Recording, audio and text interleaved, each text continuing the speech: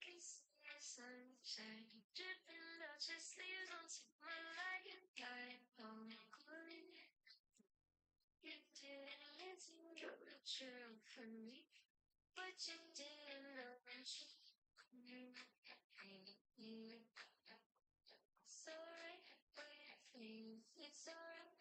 With you, then I could be whatever it is.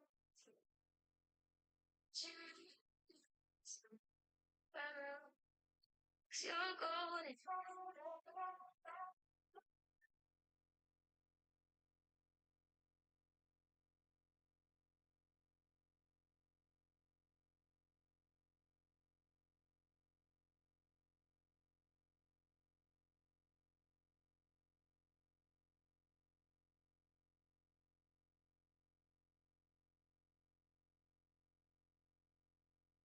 Sleeping all inside of why you stay. Stay first.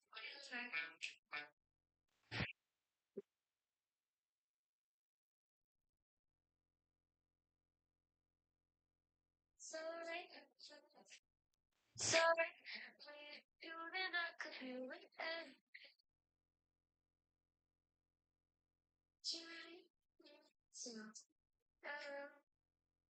You're going.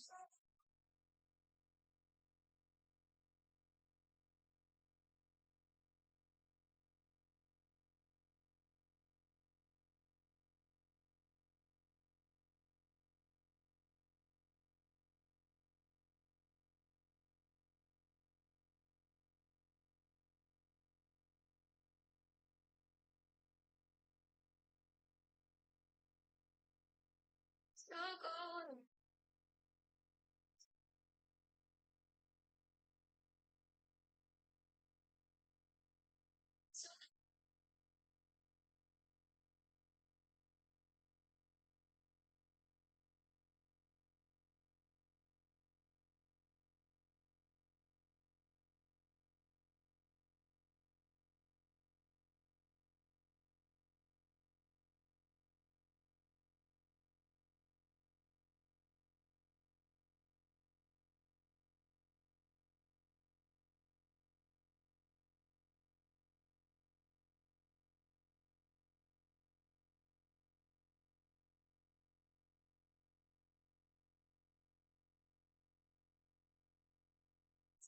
Time breathing. Hold tight. Chemicals collide. Hold tight, hold tight. Dripping lights paint the skies. All because of you. Dripping lights paint the skies. All because.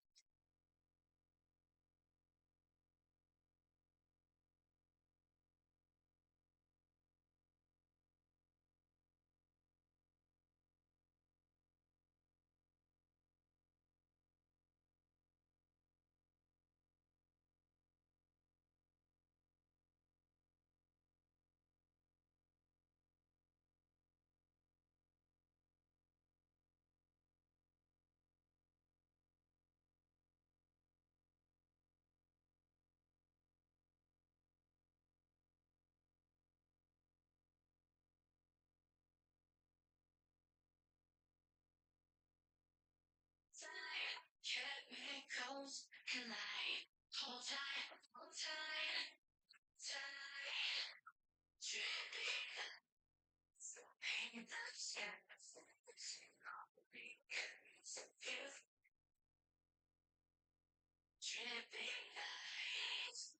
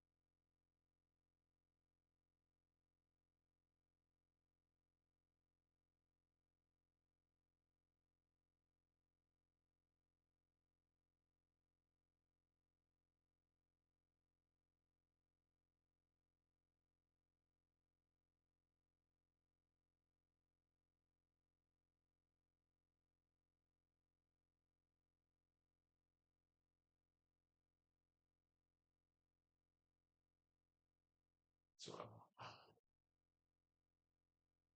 anything on the bottom. All right, where the heck was I on this one? So we got these in the vacuum chamber. I think I'm gonna vacuum one more time. Just because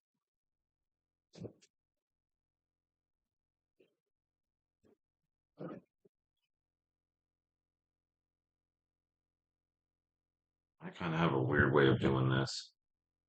So,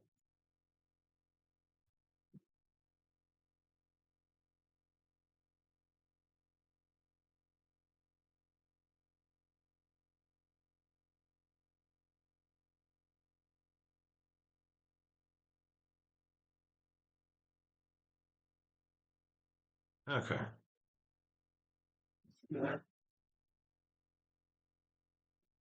General rule of thumb, don't plug this into your battery first. That would be bad. So, do that, and you touch these, you're doing like fun little hot short stuff. So.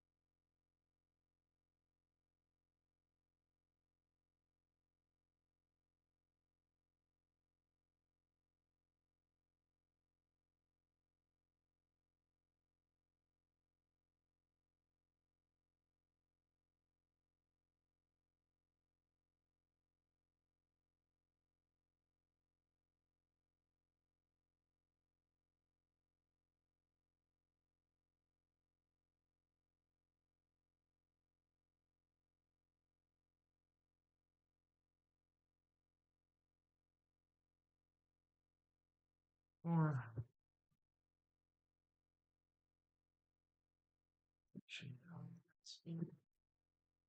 yeah.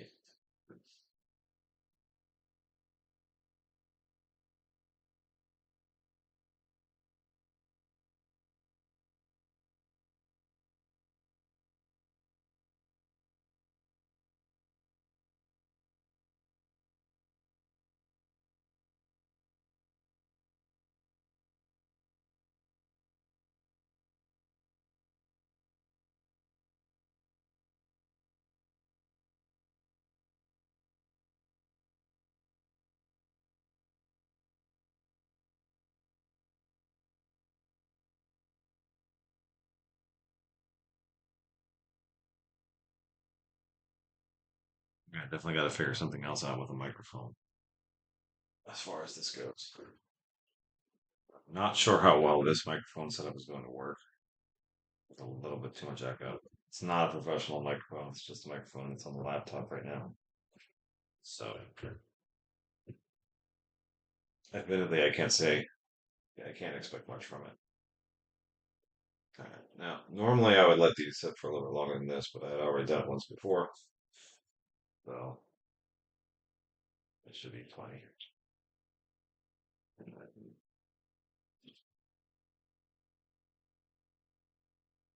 More advice here. Come on.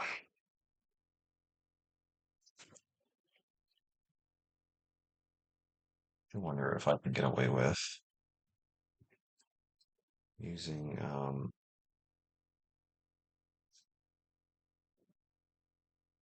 that since I don't have enough USB ports on the laptop. Crap.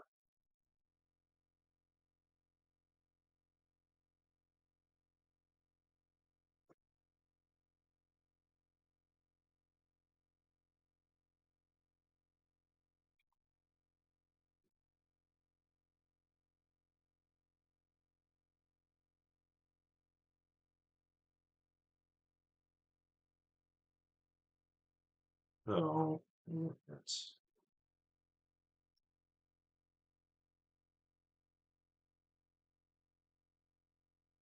there, we're past there, we're past there, we're here. Let's see here. I have a tendency to go and not follow my instructions in order. I'm not sure why I do that, but I have a tendency to do that for some reason. So I should actually have placed um, these eyelets on the ends, but I did not do that. My infinite wisdom. So that's no big deal. Really doesn't change much.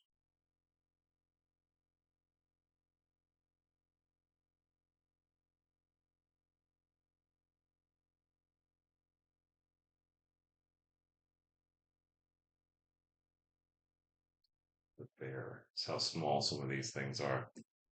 So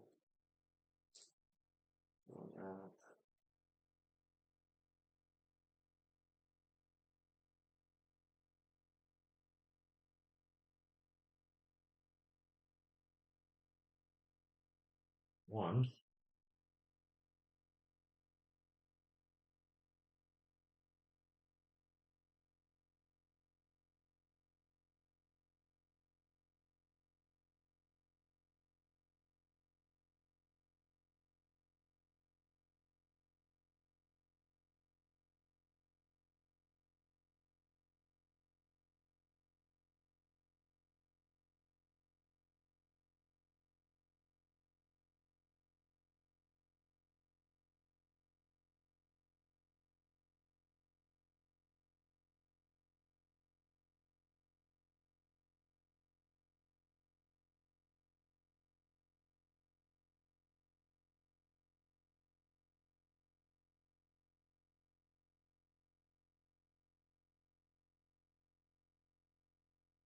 These all have the same shock fluids. So it's,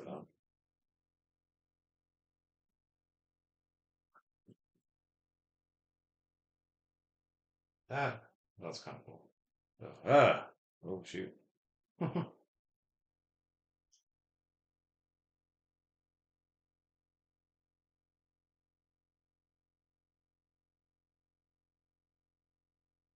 That's a thing I'm not fond of. Is it started to push this O-ring out? Don't think it happened on this one. Happened on this one. For some reason, it started pushing this one out instead of it falling nicely underneath. So that is something I gotta watch.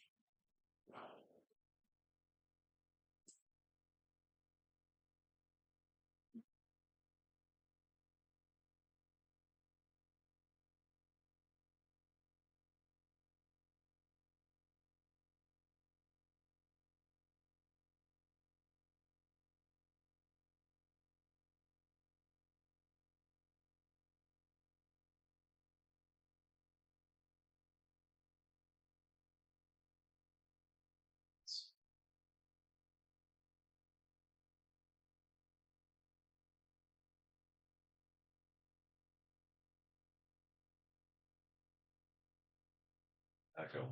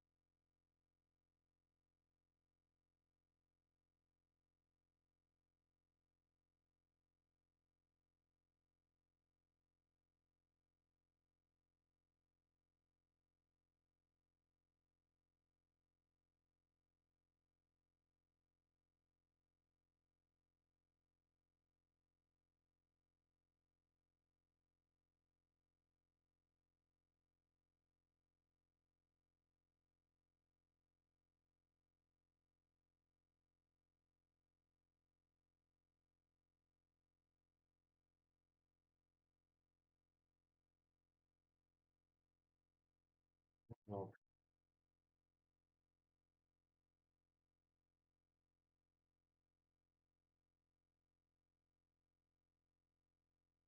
did housekeeping earlier, so I have a bunch of this stuff in a bag.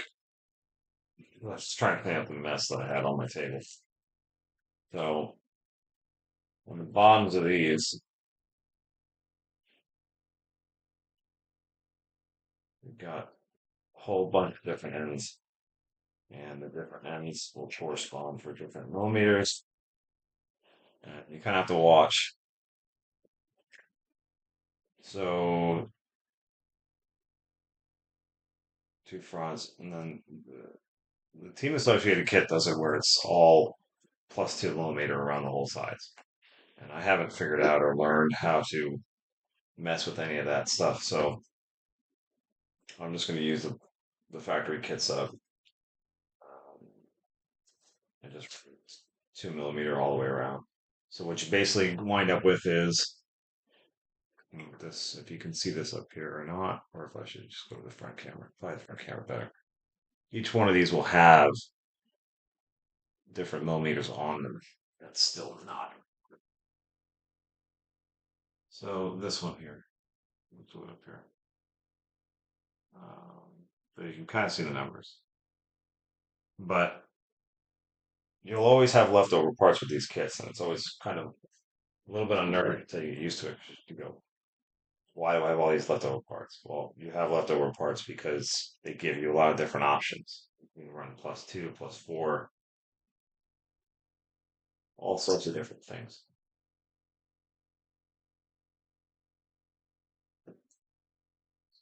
Twos.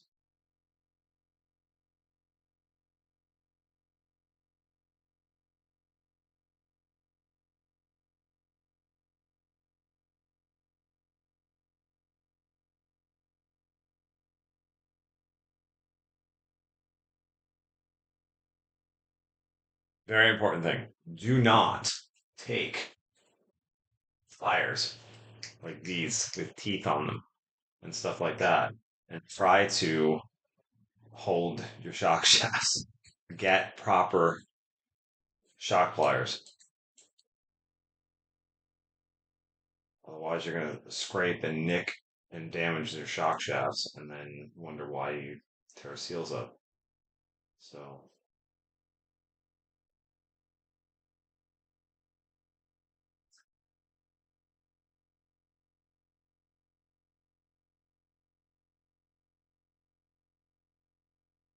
get rid of them.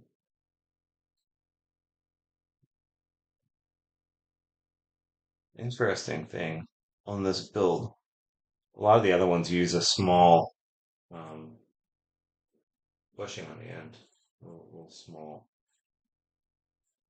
And this one does not. Not quite sure why. Cheaper kit, who knows?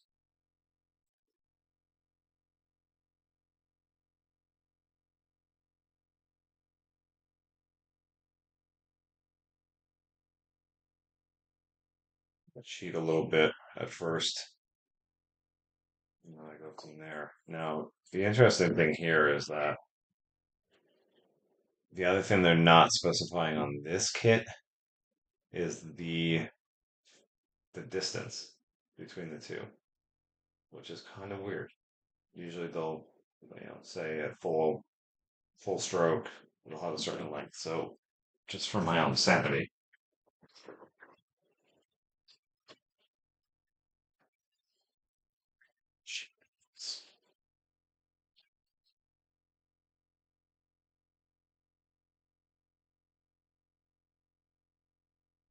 Sanity.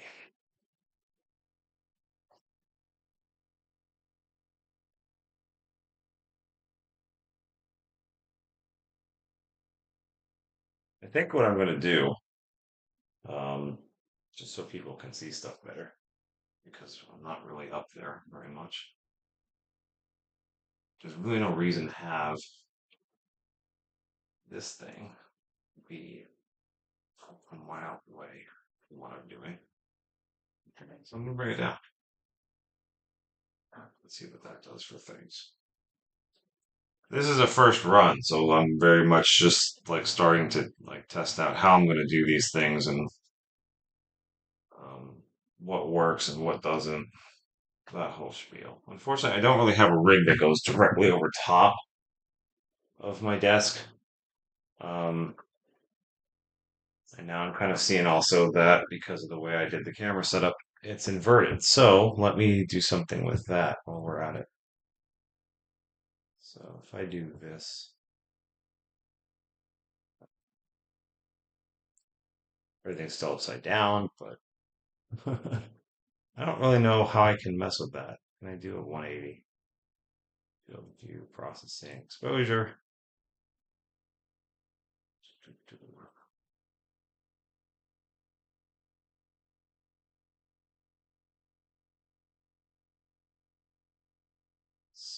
Well, I go into, maybe I could do it this way.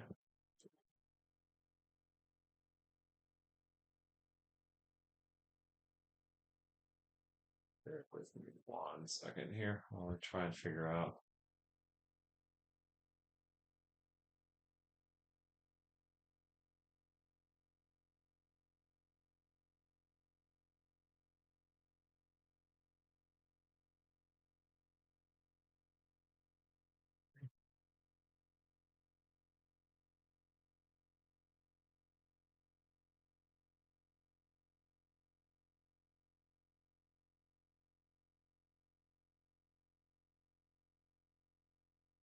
Oh, right.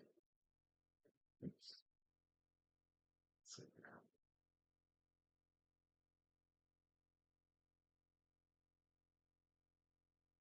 I've essentially flipped it twice. So I want to do that.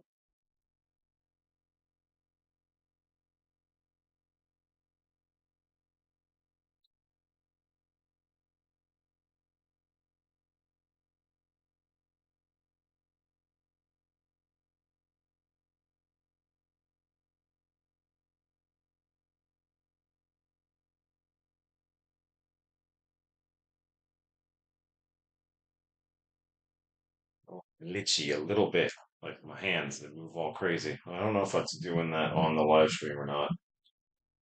Guess I can check it. Going this way.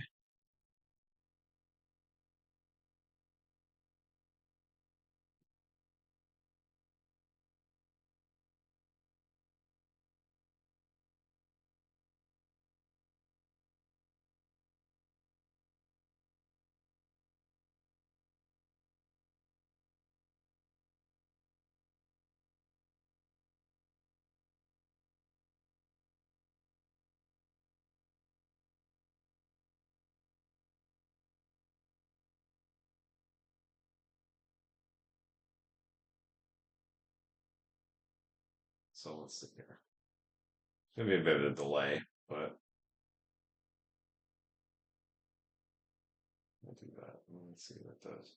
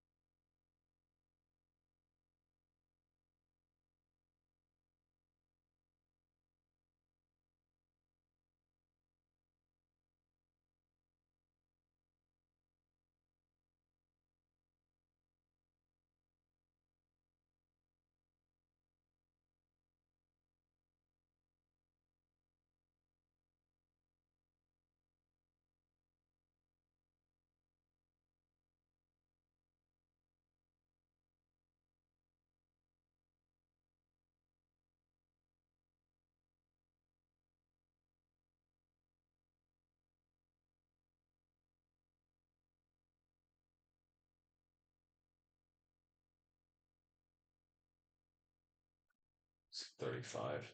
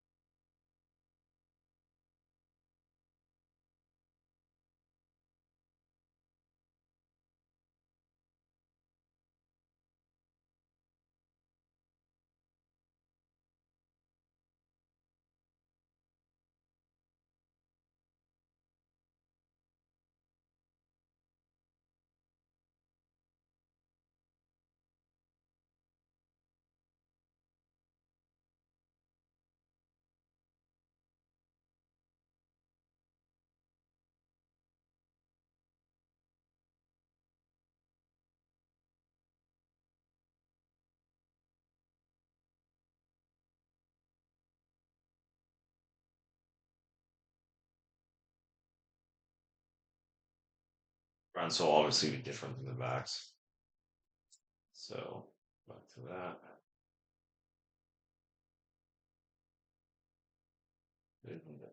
27. Yes.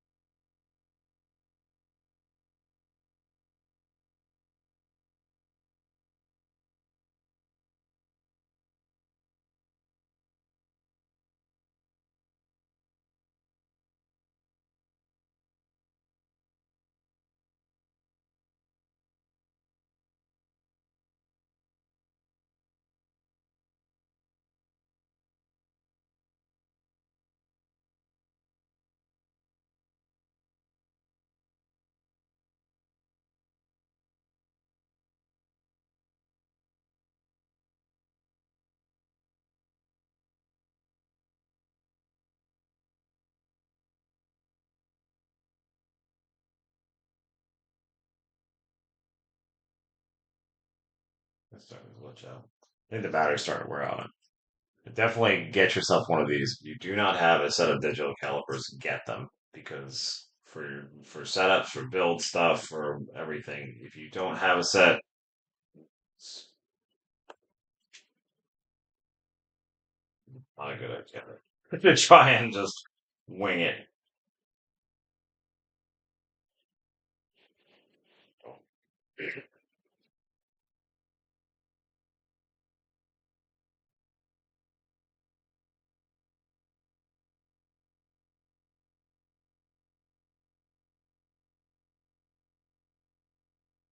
So basically got that part done.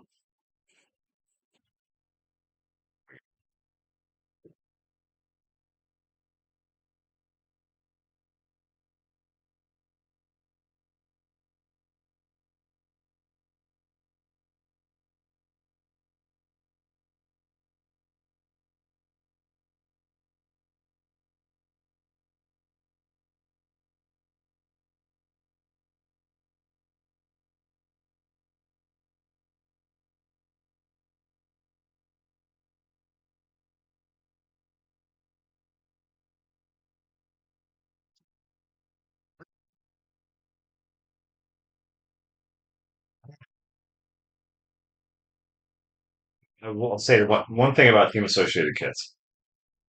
Seems like they like to move the information around on you at times, which can be frustrating. So the front should actually have 28.5. I'm at 27.1. So I should technically loosen these, or rather back them off until I get to 28.5. So, which was the number I was looking for. So I'll just back those off.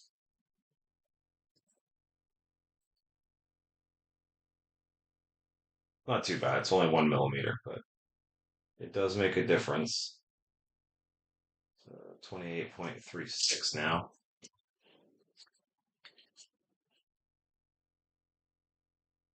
Get people go, I don't know why my car doesn't perform right. I don't know why this or why that. And a lot of times it's just little tiny details like this.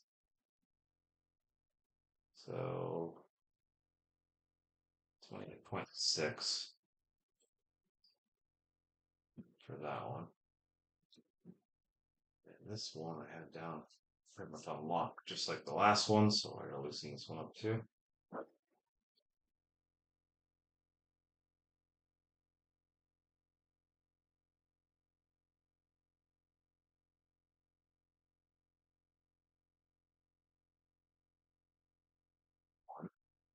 Um,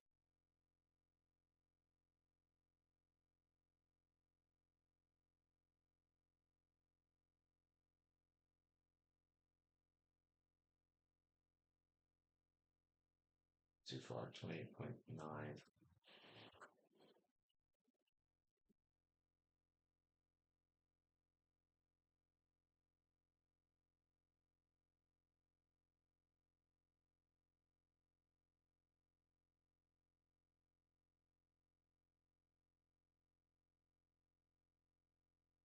'You're gonna get. And the rears were 34.5. So those ones are half a millimeter by putting them, tightening them all the way down. No good.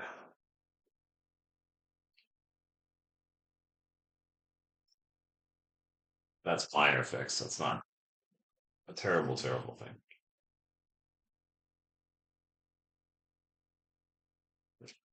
0.49, it's like 35. Oops. Yeah, that's not good.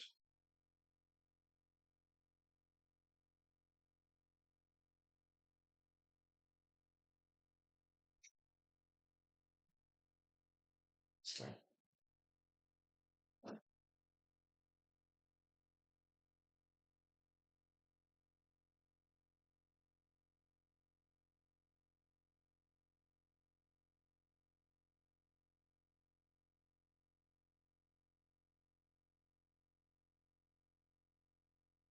5.9.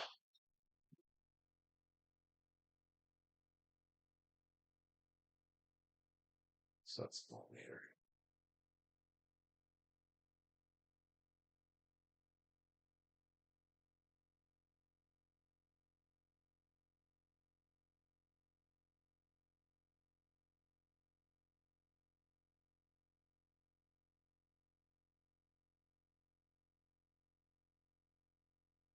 5.1.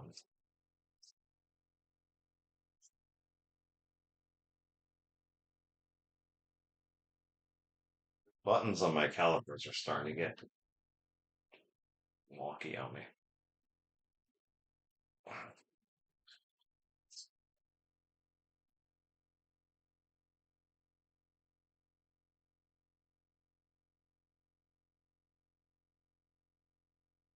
Next, we'll do the shock rings.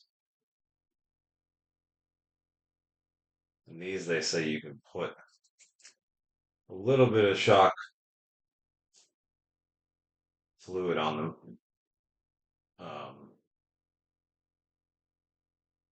Just because it helps the ring to kind of slide around a little bit better when you're putting them on. So just the tiniest little bit amount though, like just smallest amount, because the O-ring still has to be able to grab the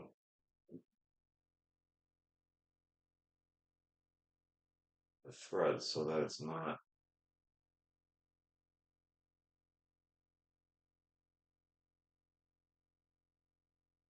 I'm just trying to feel for the edge of the threads. The last thing you ever want to do is cross thread these things. That's just like, because I don't know if they sell the rings individually. I think you might have to, you wind up buying a whole kit. Should be really bad.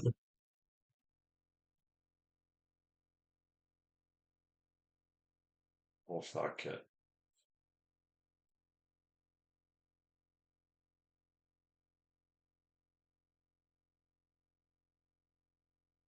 But this is the time consuming stuff. This is the stuff that, you do it and it's like, holy crap, it takes a while. So just for the sake of ease of putting the rest of these things together, I'll put these all the way up to the top and then back them back down to the height that they're supposed to be afterwards.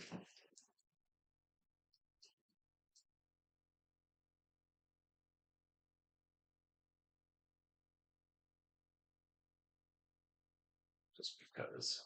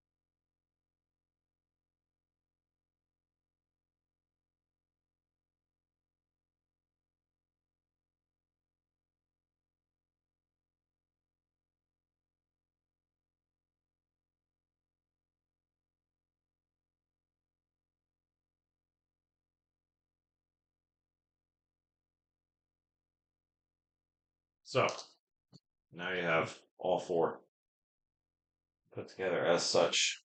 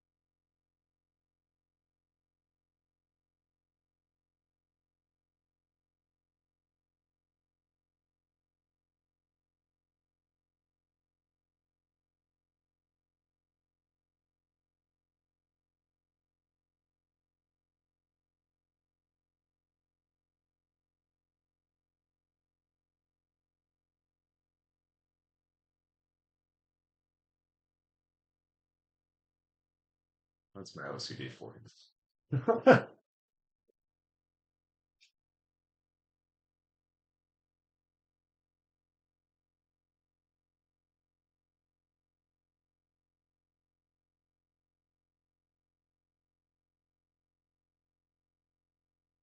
Last thing that I have to do here while we're doing this.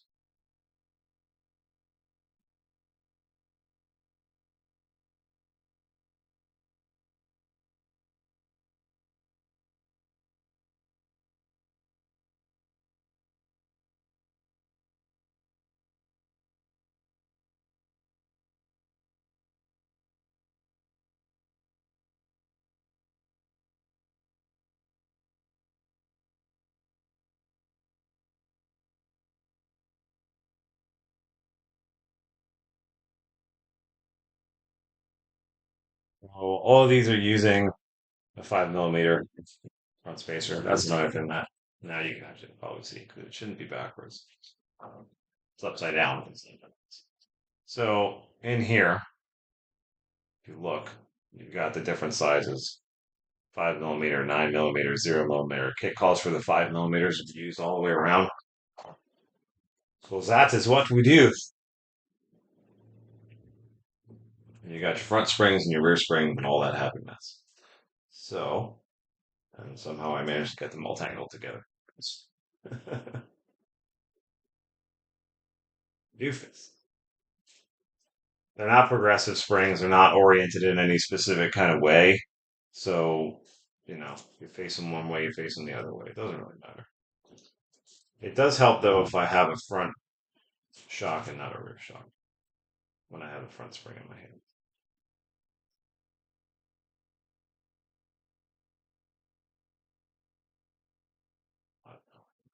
Voila.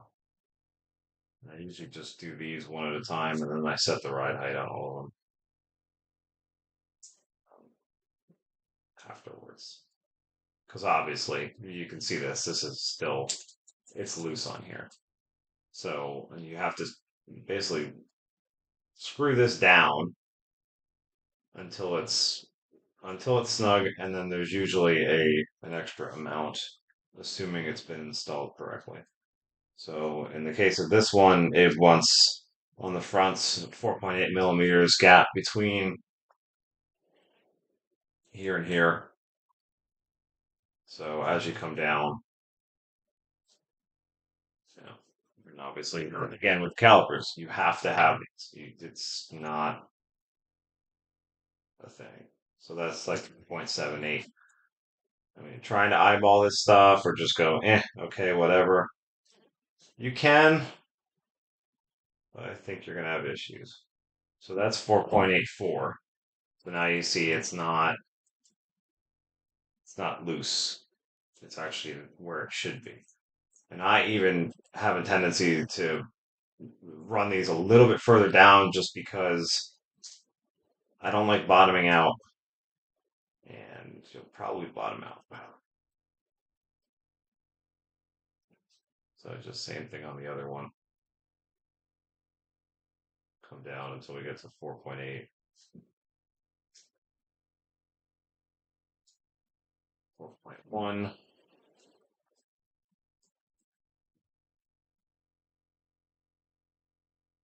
I went to 5, which is fine.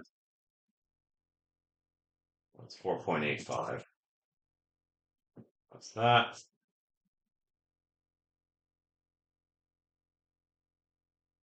I'd say once you become familiar with a particular company's kits, you can get a little bit faster at these builds. Some companies, their manuals are better than others. I know there's a lot of people that complain about associated kits, but I haven't really had any issues with them. I had one or two little snafus here or there, but misprints or other stuff like that. So step 3.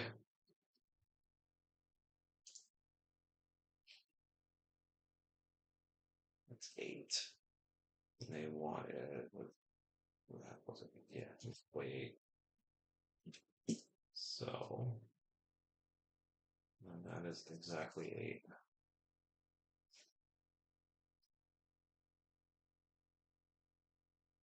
Let's see the numbers here, what I'm doing.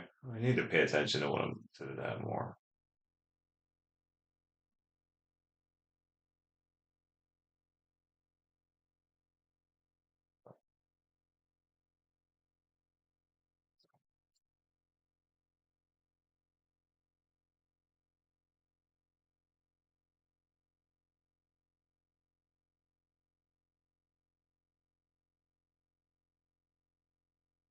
I still am a little weirded out that this kit doesn't have that extra piece in here. Um, just because when it's pressing down, it's using the end to push into this little collar. And if this opening here, kind of see, there's an opening here in this edge that allows you to slide it over the shaft. But if this ever starts to open up from pressure from this forcing in, then you could potentially lose this, and then the spring and the whole deal's coming out.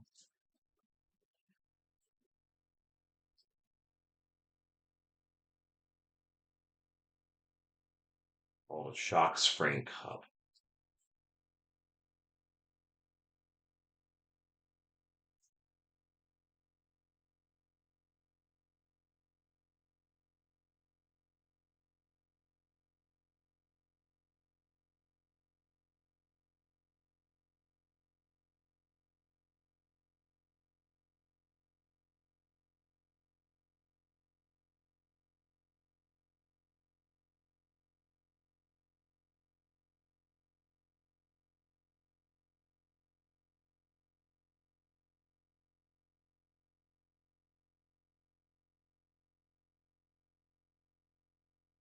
It's on this or shut.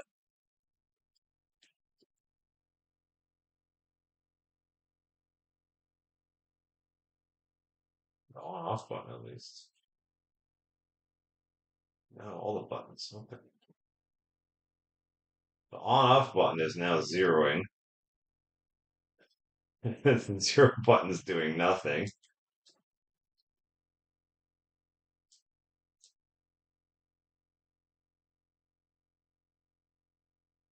Strange.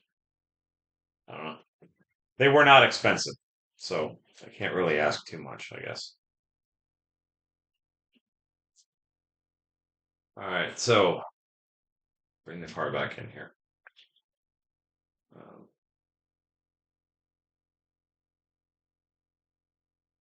so now we got. So I kind of have to stand up because my thing is not the greatest.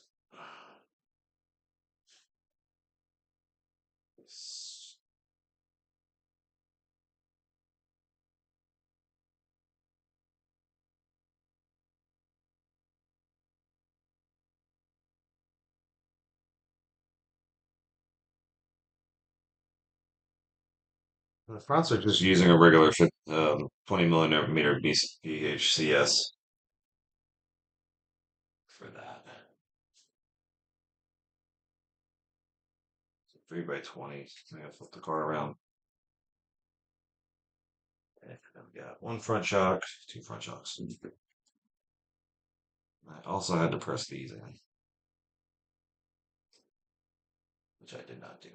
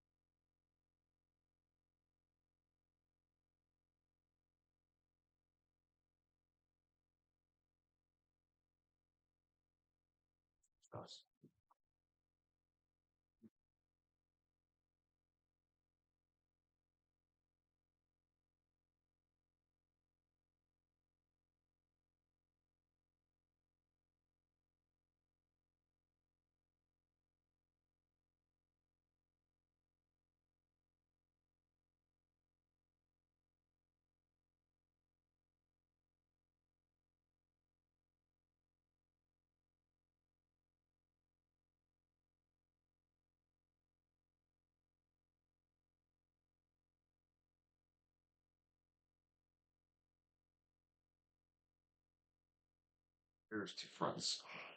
And they want, let's see here.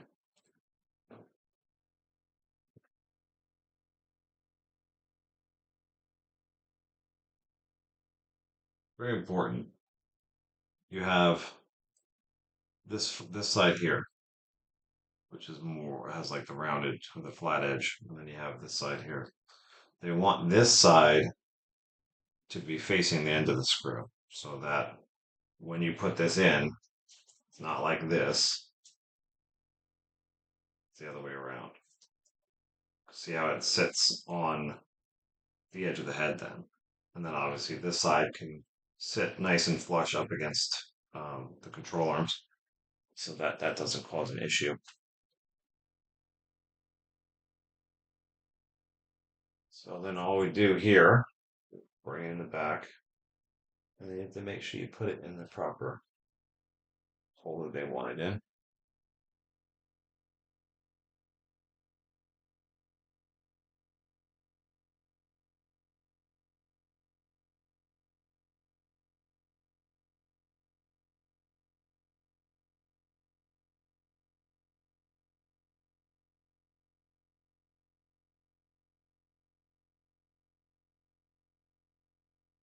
It's a little bit testy trying to get these in properly.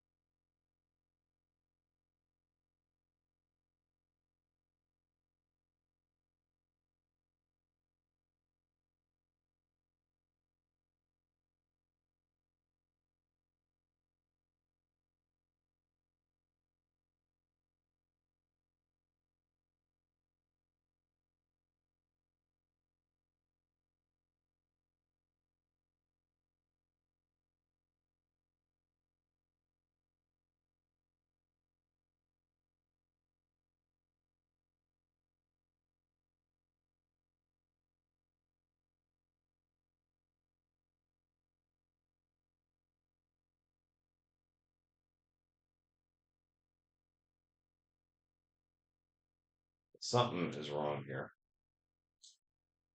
Big time, something is wrong here.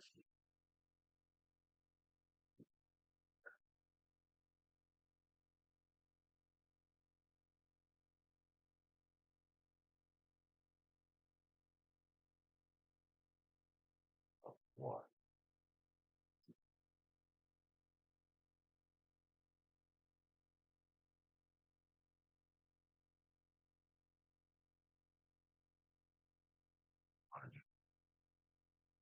Earlier step that I messed up. These up here are backwards.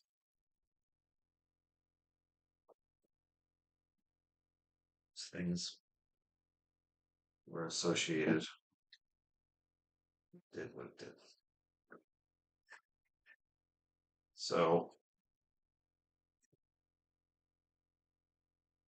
easy enough fix them.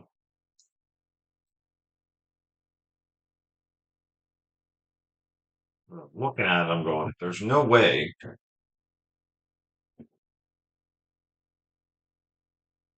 that strut's supposed to be situated like that.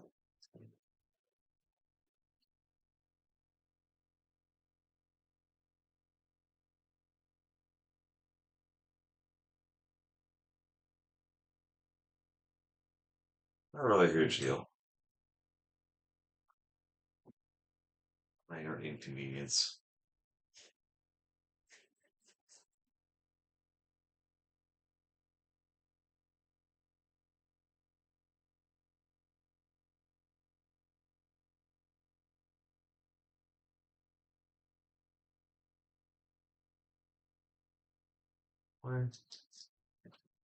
This way. Try not to lose your freaking washers.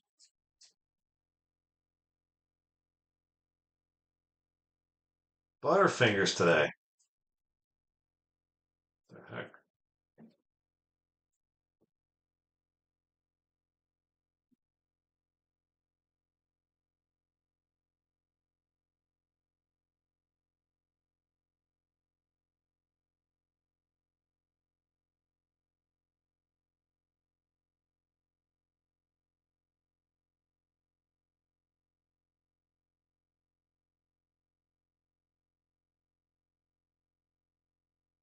Now,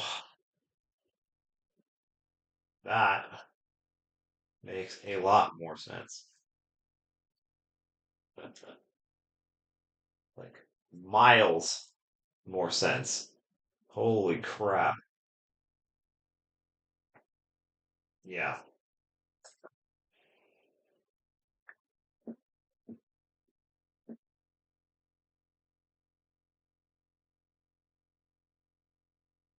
I'll say I'm not entirely fond of these screws, the way that they decided to attach this. Because you basically just have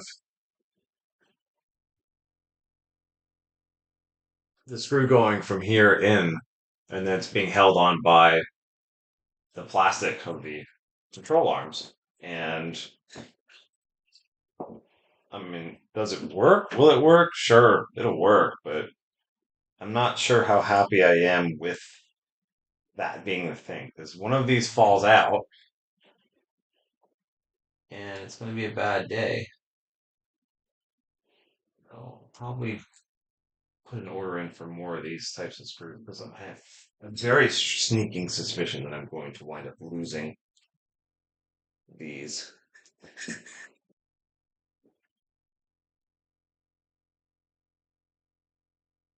Because it's one of those things where, you feel them go in, you can tighten them, and then you feel like, okay, this could be a little bit tighter, but what have you. Uh, and then we're just doing lock nuts with the flanges on the tops. For that.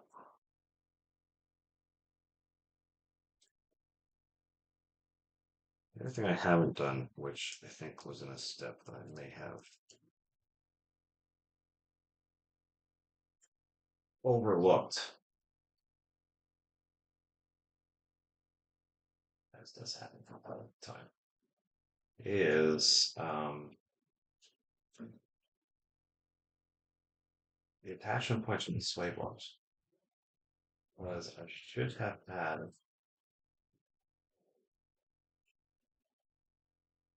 those on by now, I would have thought. I feel like they were in that other bag, but I don't recall seeing any earlier in anything. So now you got your front suspension. There you go. The part that I'm talking about is right in the front here. That small ball here has an attachment point on the bottom of the arm there. And I don't believe I saw it earlier. I don't believe that I have.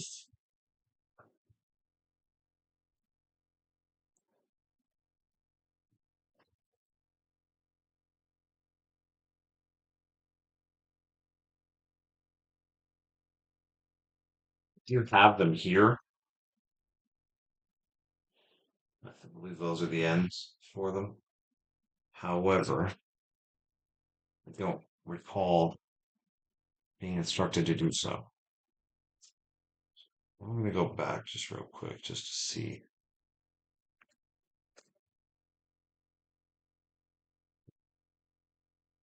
Rear.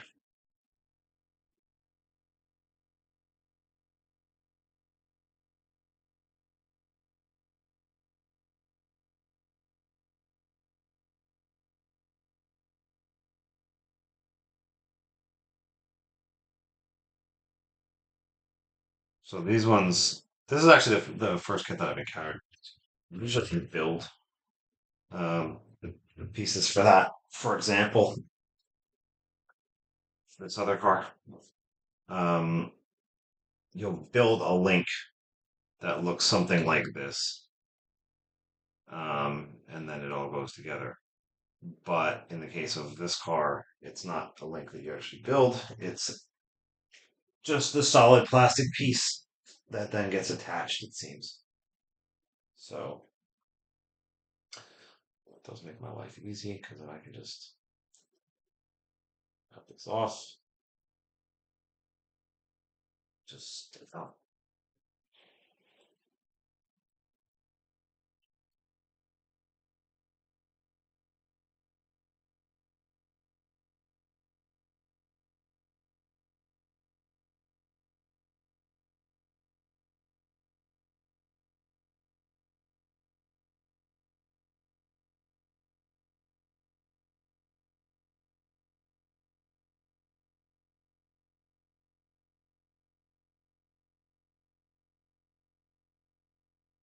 That kind of freaking person where I don't like having the little burrs and the little edges on my plastics. So you get these little edges on here. See at the top there? I just, I'm always taking them off. I don't know. I feel like I had a model a long time ago that I built where those little plastic edges, one of them was sticking out like a little bit too far. Obviously, this is a lot better. This is like hardly sticking out at all.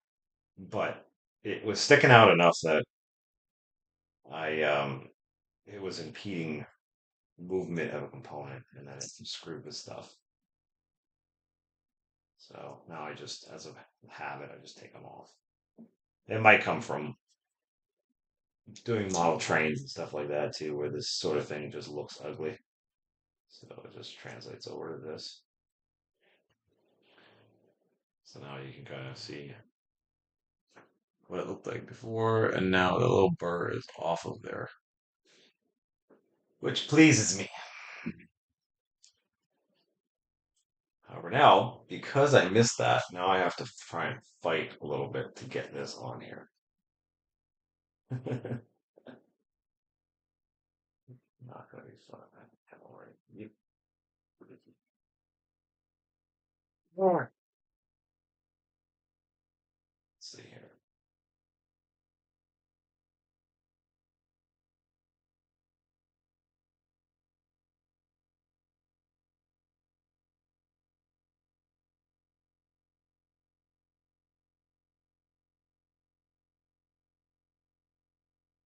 Jimmy.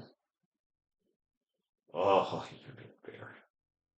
There's got to be a better way, which I haven't figured out to put these things on. So let's see. Okay. I think all my multitude of tools, and I still can't get it done without being weird. Come on. That can go in there. Doing this.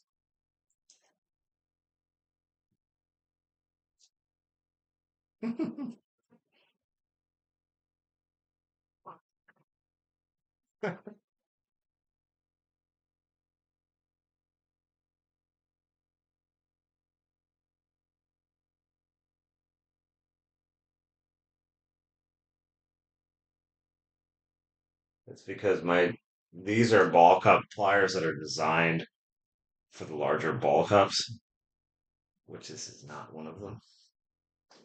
So trying to get this on here is kind of a bit of a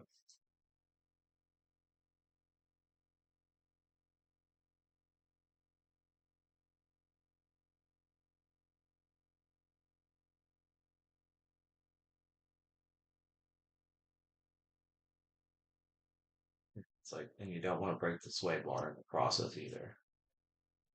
So it's just rough.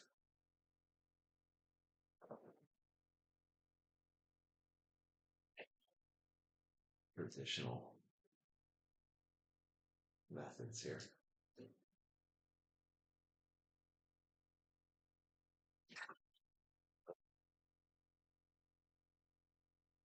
There we go.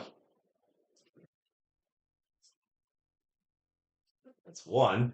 Now I just have to do it four more or three more times.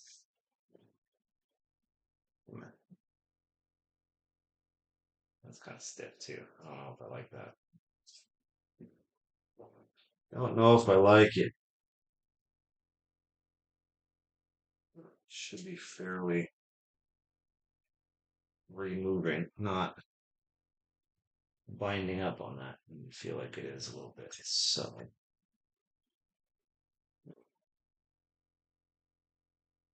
okay, right.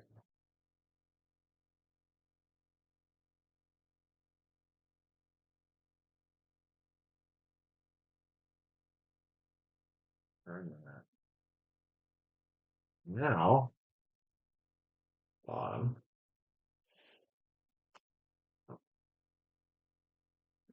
A lot easier than the top, that's for sure.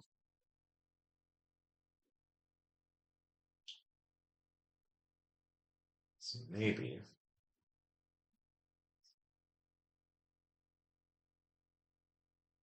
do the bottom first. Right.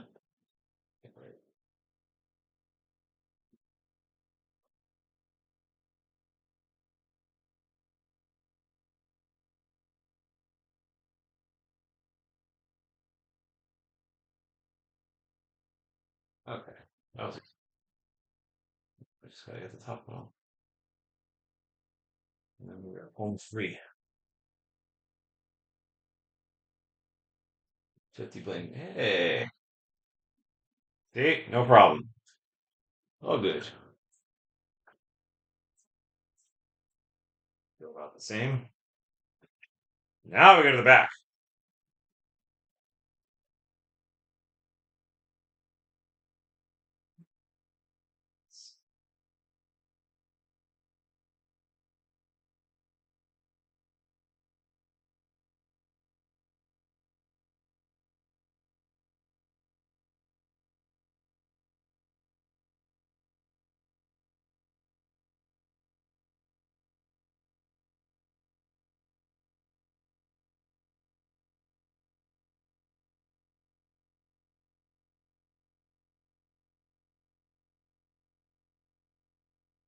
Thing about the rears is when you do the rear ends, you can see it. Make sure that your dog bones and all that stuff are in before you start doing shit. I've had times where I put stuff up and then I realize, crap, drive shafts are not even really in the way they're supposed to be in.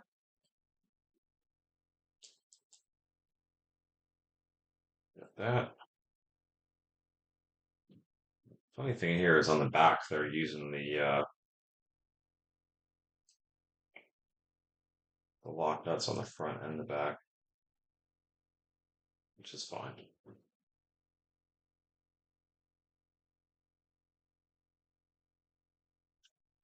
Paranoid? No.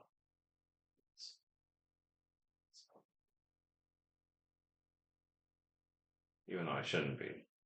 In my defense, every kit that I've built, um, that I can recall, the shock towers were always on the front end, or the shocks were always on the front shock tower. So what I mean by that is, if you look at this car here, the shocks are mounted and attached to the back of the shock tower. Where this car, they're mounted to the front. So even though I've built a whole bunch of kits and a bunch of cars, I just try to look at the directions as much as possible. But I have a tendency to sometimes just do what I'm used to. Here's another car. Shock tower's on the back. So versus the 8th scale that I have, which is still dirty. The first, I could go pull it out there. Shock tower's on the front. Okay. You can't even really see the one shock tower because it's covered in mud.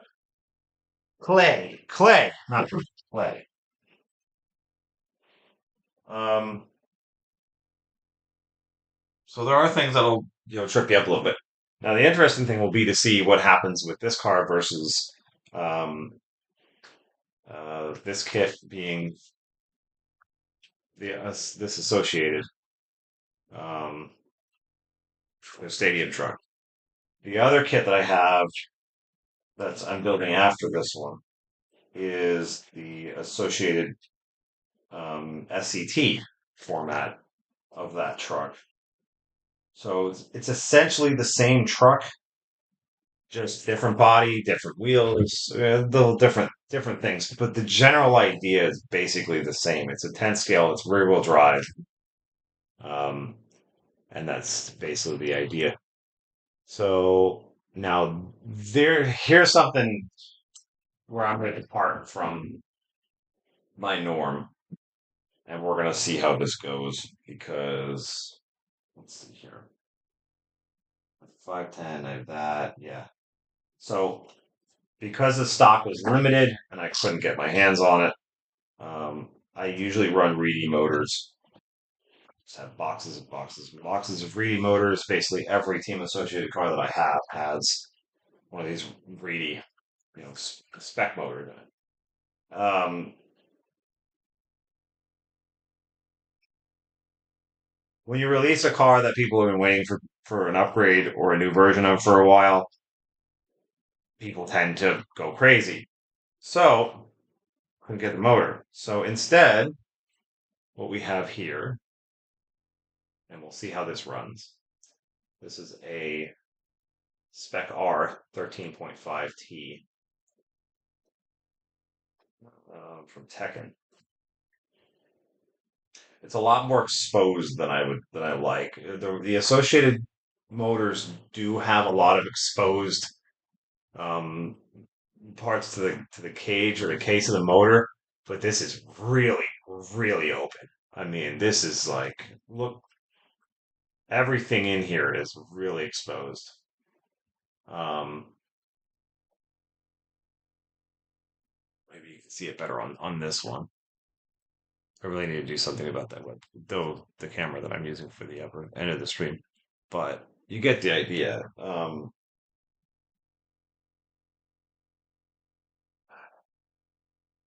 Start getting into this. I feel like these two cars um, are going to be, carpet and not. They're not going to really see at least dusty environments. This motor wasn't that expensive, but we'll see. I don't even really like this much exposure, even from a magnetic standpoint. You get a screw or a bolt or a small little something magnetic that gets inside here, and then stuff starts turning and shorting. It's just, yeah, I don't like it. I'm not a fan of this arrangement. So, like, I don't even really want to put it on my bench anywhere where there could be a fragment from something that'll get stuck up in there, you know? I will say though, at least Tekken's nice enough to give you the sensor wire. Um, so we'll see. Their stuff wants to play nice. Well, they give you all these extra little washers and things, which is kind of interesting. I don't think they even tell you. There's no book in here to tell you what those are for. They're just there.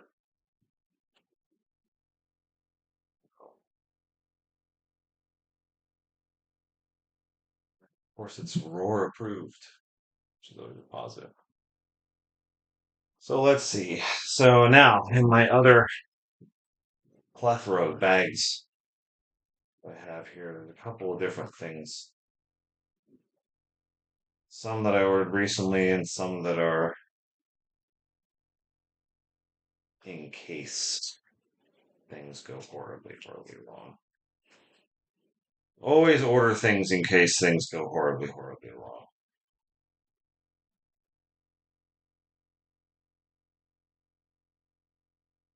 I'm running a little bit more conservative gearing on this. I have a 29T opinion, but I'm gonna run a 23 just to see how it goes at first. They have their little recommendations as to what you should be using. Um, on a 13.5, Associated says you should be using the 81 spur with 25 pinion. So the 29 is going to be a bit much, to say the least. But yeah, I'll run the 23. Just to take it easy on it a little bit, I guess, until things get started, and then go from there. It's weird like that.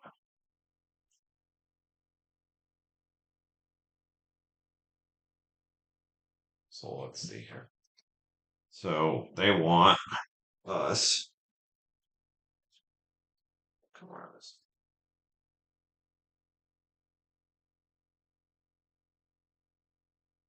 this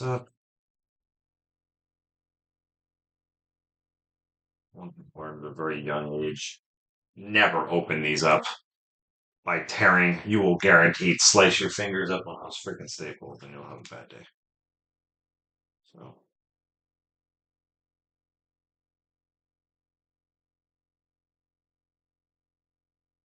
these are Protex, Protex steel pinion gears. There's that, and then we've got. Funny thing is that Associated shows it in the manual with the gear, with the flange and everything pointing out. So then we got these M3 by 8s, 3x8. So let's see here. A 3x8, a 3x10.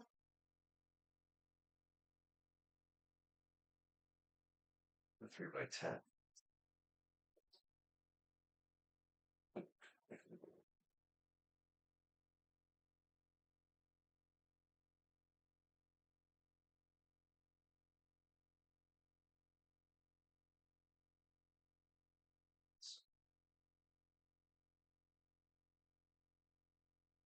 Finish one step before you proceed on to the next step.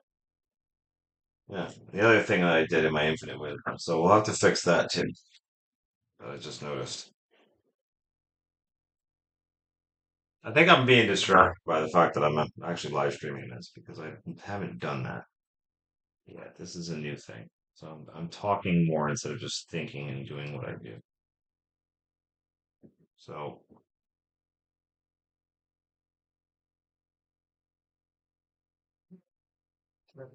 there we go. Small little detail.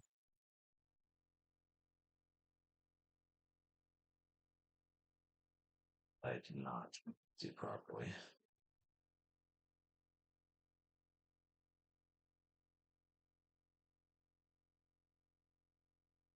Not really an end of the world thing. It's just a thing, especially with me. And that is, if you notice, the bleed screws in this one, I have them facing down. Just do that.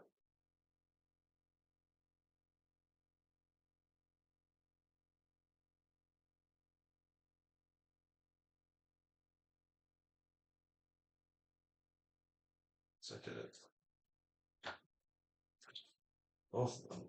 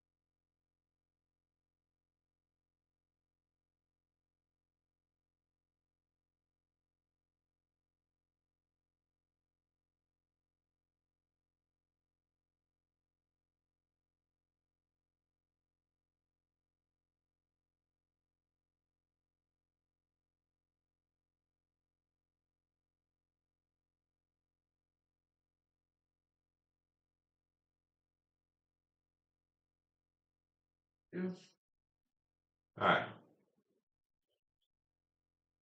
I don't remember where it was. Now, issue I have is they want 3x8s, the washers. So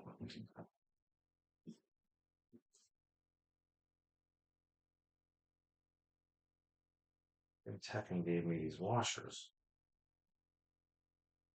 but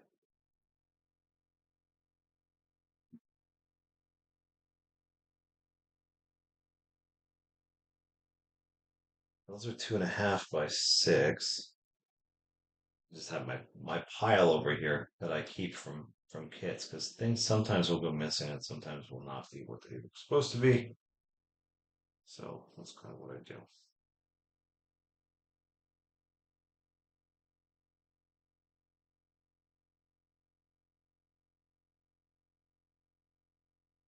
It's fine. So is this an by 8 by chance? And they're not all from kits. I'll open up bag of screws and what have you, and then it kind of goes that way.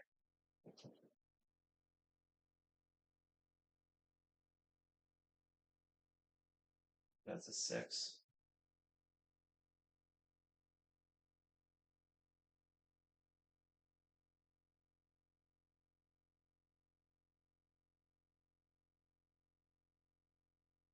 This one's slightly shorter than that one. So we have another one here. 3x6. 3x6. Hey, it is another 3x6. Okay, good.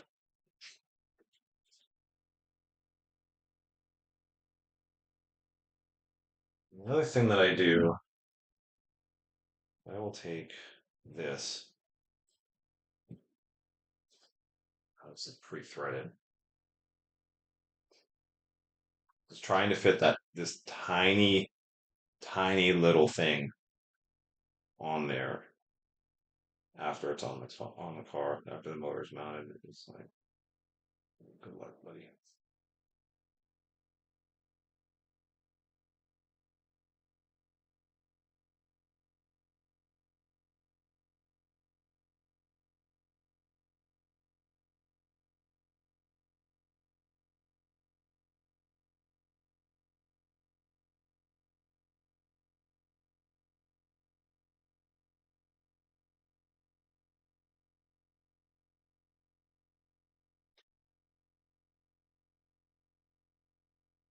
Two of these.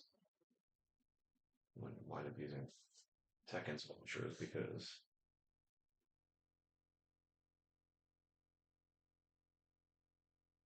Associated did not reflash or something I saw. So having these, but now these fit around the 3x6. They might, but I don't think they do.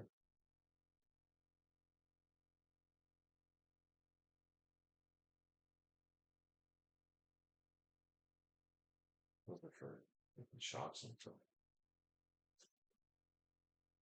All right, so I love the exclamation points the Team Associated puts on their instructions. Motor not included. Yeah, we know. So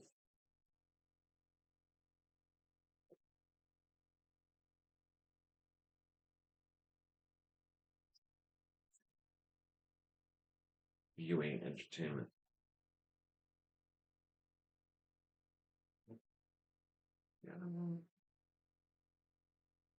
Yeah.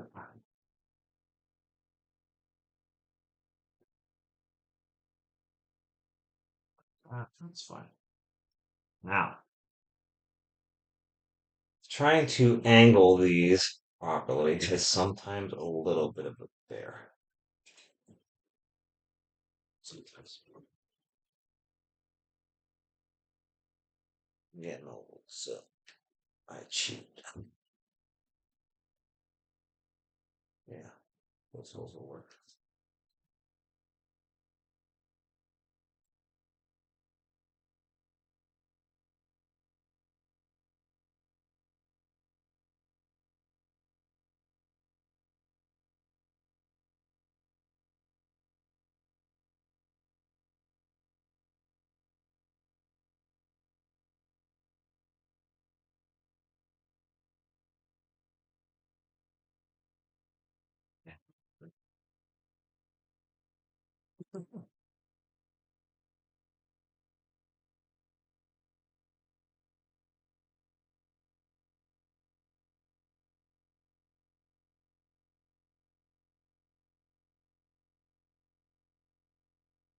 that's there like that. And then I should be able to still fit the 23 in there.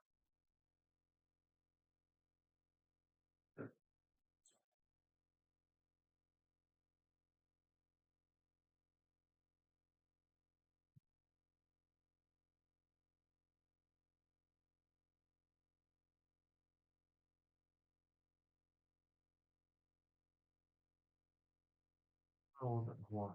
It's centered.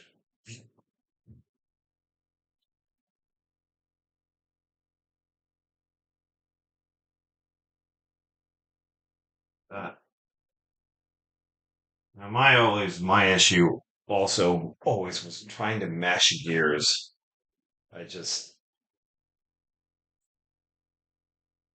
it's just always been the paper trick that everybody uses never really worked for me.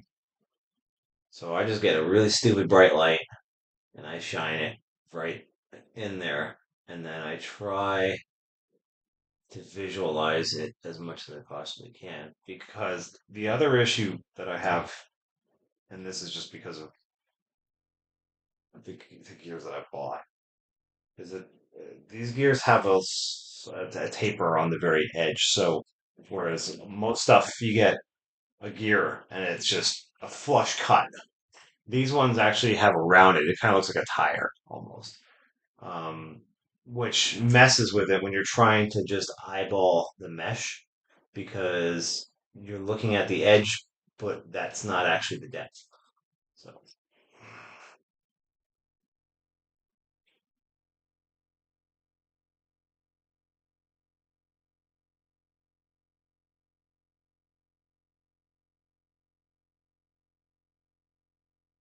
get that away.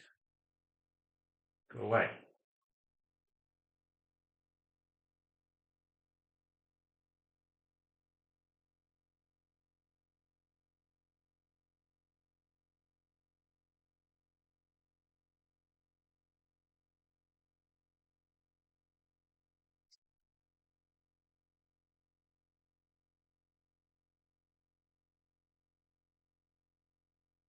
To me. It's like this is the most nerve-wracking thing is setting gear mesh. I hate setting gear mesh.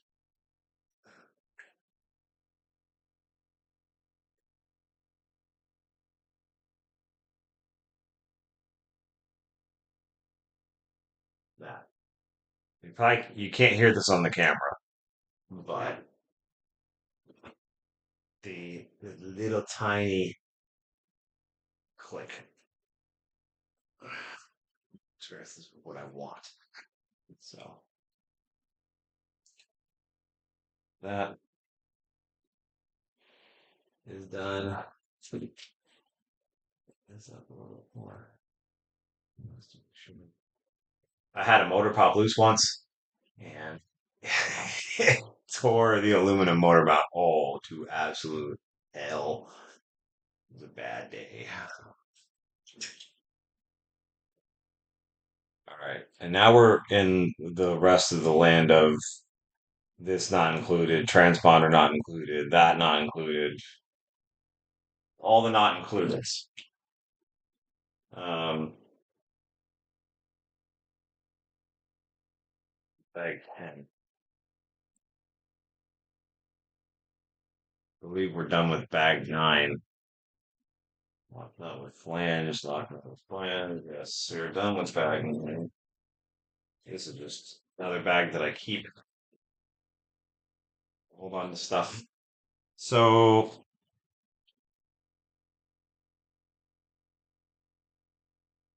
let's get this out of the way for a minute here. Open this bag. Battery holder, fan holders, other different assorted knickknacks and doodads and what have you.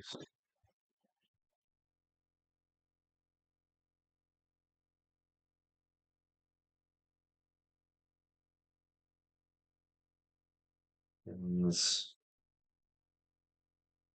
interesting stuff. Those are for the tires, wheels, which is another thing that I have to do a little bit later. Glue more tires. That's a never-ending thing. And then we've got the two tiny pretty screws that you will lose for pulling your batteries.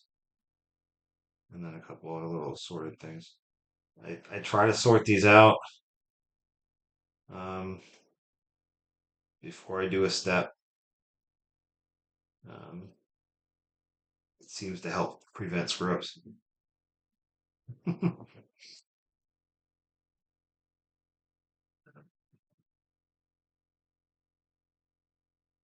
These have to go elsewhere. These are from the Tekken motor, so I don't need them.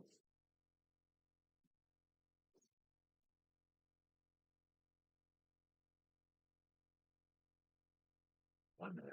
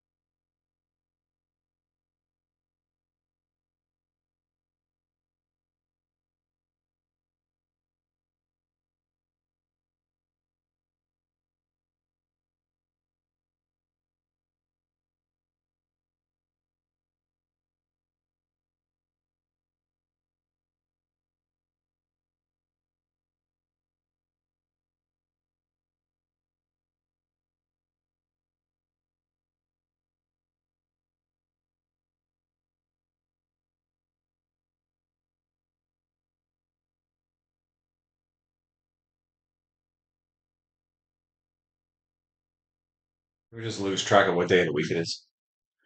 That's me right now.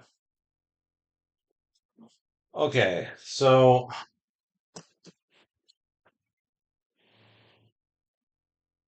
I'm going to put this away for now. Space. I don't want to break it.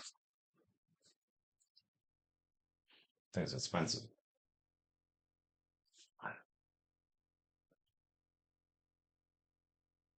They have a lot of different ways that you can do um, these setups. Um, I have a tendency to go overkill, as you can see right there.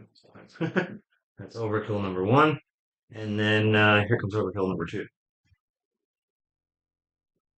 Uh,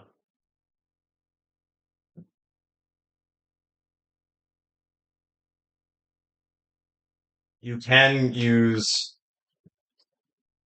lessers if you really want. Personally, I don't. I'm kind of in the camp of I don't like having to sell stuff. I don't like having to take stuff and then upgrade and then have it sitting off to the side because no one will buy it from me or what have you. So I just buy.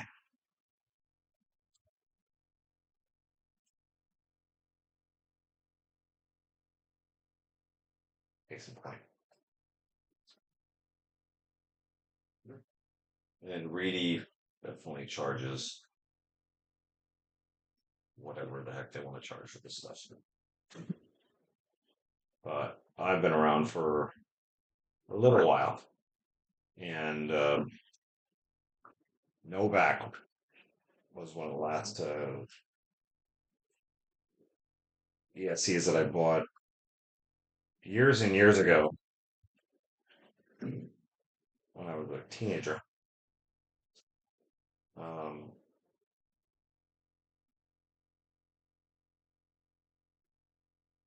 Unfortunately, Novak's not a thing anymore. I found that out when I got back into the hobby. I went, hey, can I buy a Novak receiver from build my new car? People are like, Novak? What? There is no Novak anymore. They're gone. Like, oh, shit.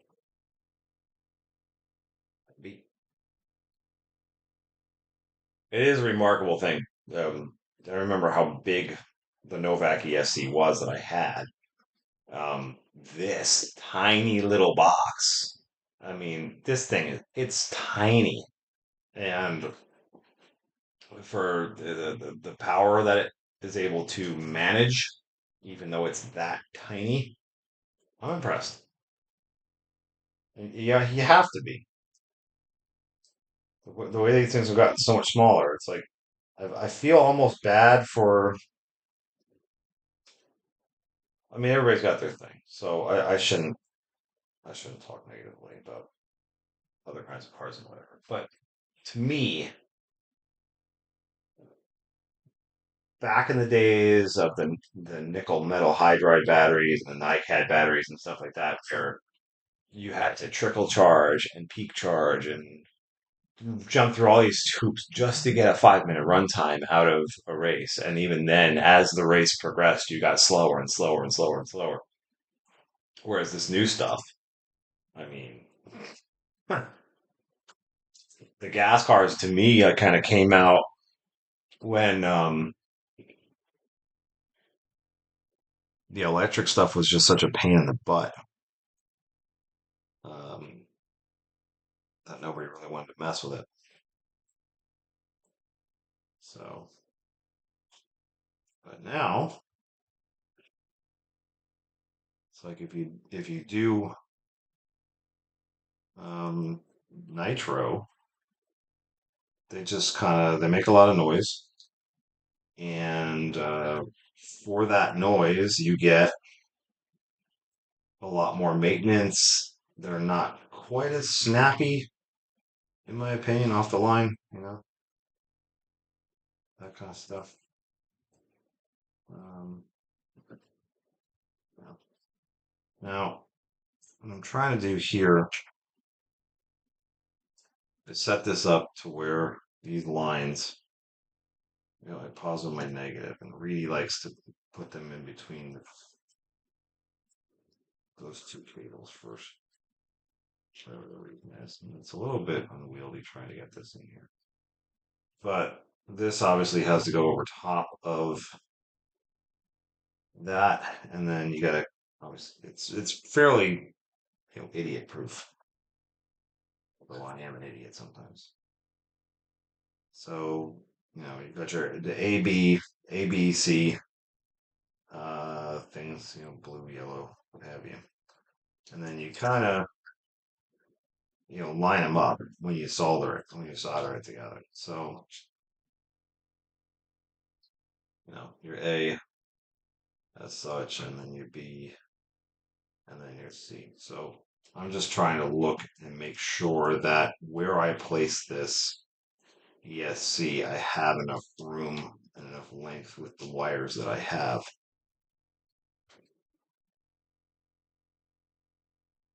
Out by that. I feel like that shouldn't be touching that.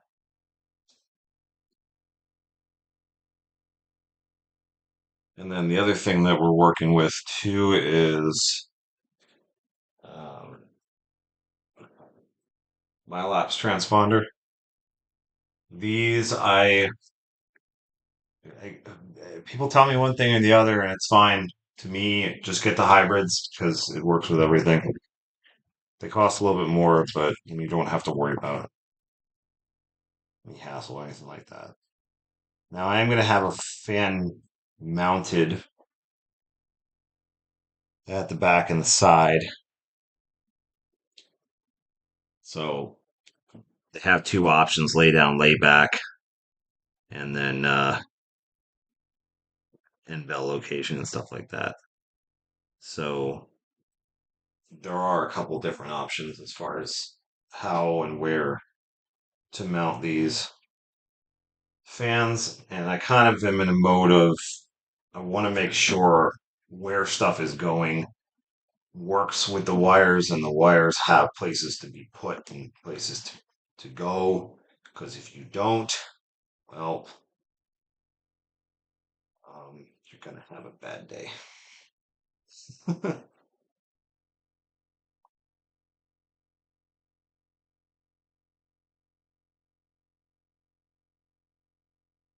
So there's gonna be stuff in the way and whatever else, and then you'll just kind of hope. Now the weird thing is they give you a whole bunch of different methods for this. So end bell location, which would be 3, um, and then your lay down and your lay back. Which the difference between the lay down and the lay back ones, it doesn't. You can't even really tell or see a difference visually, at least to me. I don't really see any difference between the two. It might be slightly longer or maybe stuck back a little bit further, but I'm really trying to see what the difference is between the two. One's just a little bit longer than the other one, I think. Maybe by a little bit, like an imperceivable degree.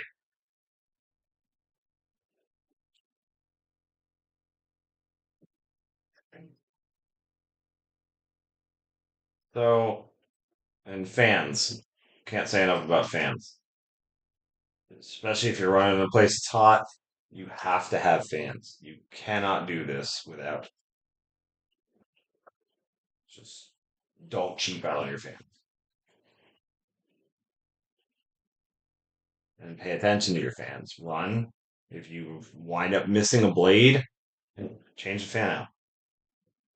You're talking, how much for a fan versus how much for, the ESC if the fan goes bad, if you lose a fan or whatever else. Um, it's it's such a horrible waste of of money just losing a fan. But people do all the time. They just go, I don't need one. Yeah, yeah, it's fine. It ain't fine, dude. Not fine. I don't know if I have second one of those. Yeah. It's one of those things where it's like I don't need much.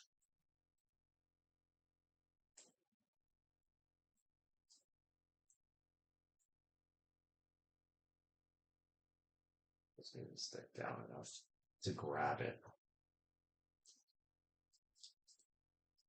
So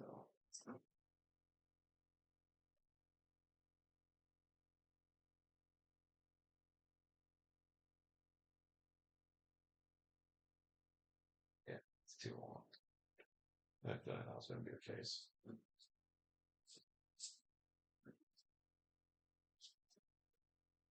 But for these, I need to take a measurement because I need to know which ones I need.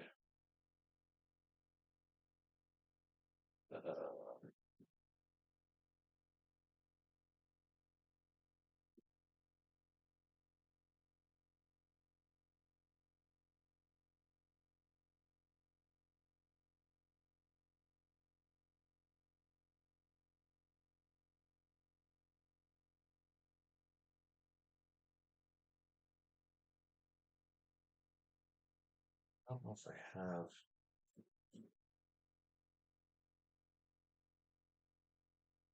fan screws for that. And I ran into this problem on my other build, so the other ones I gotta get fan screws for all this stuff.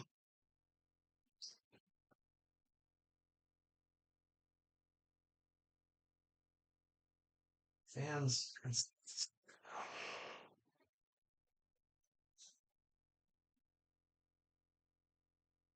So, 3 by 16. What did they give me? What was that?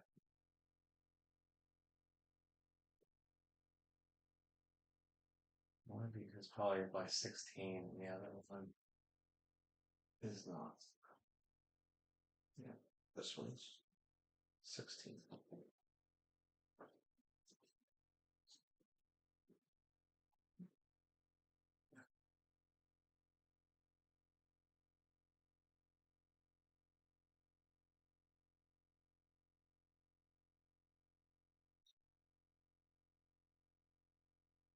And they're all 2.5s on the fans too. That's the other thing. So it's not like you can just wing it. I have enough of the 3 by 16s for the other types of fan mounts, but the one that's supposed to go on top of the ESC, I do not. So,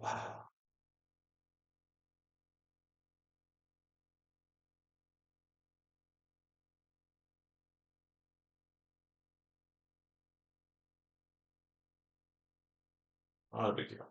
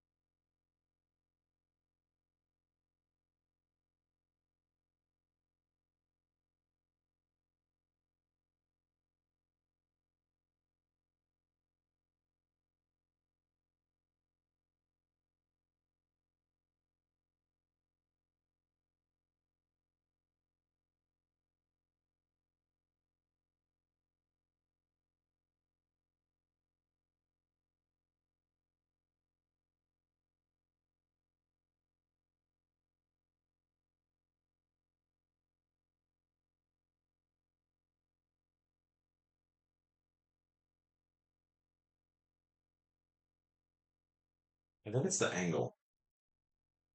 The angle is slightly different between the two.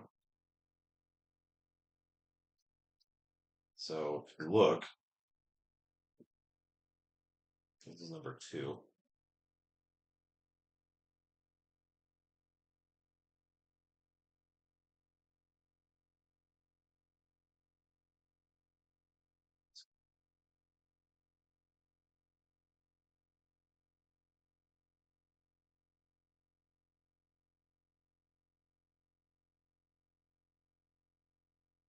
Number 2 is like that. And then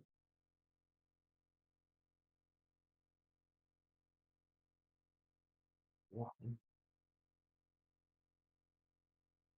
definitely in a lot more. So, and here's the thing about it. So now that I've installed it, now I can really see what the deal is. If you're running, that is going to touch. Absolutely 100%. If you run number 1, which is the lay down gearbox. So this, I believe, is in lay back configuration right now. Which that pulls that back a little bit. And then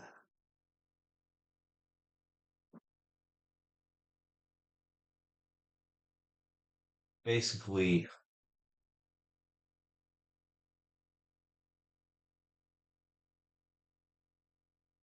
fan goes back like that then. Which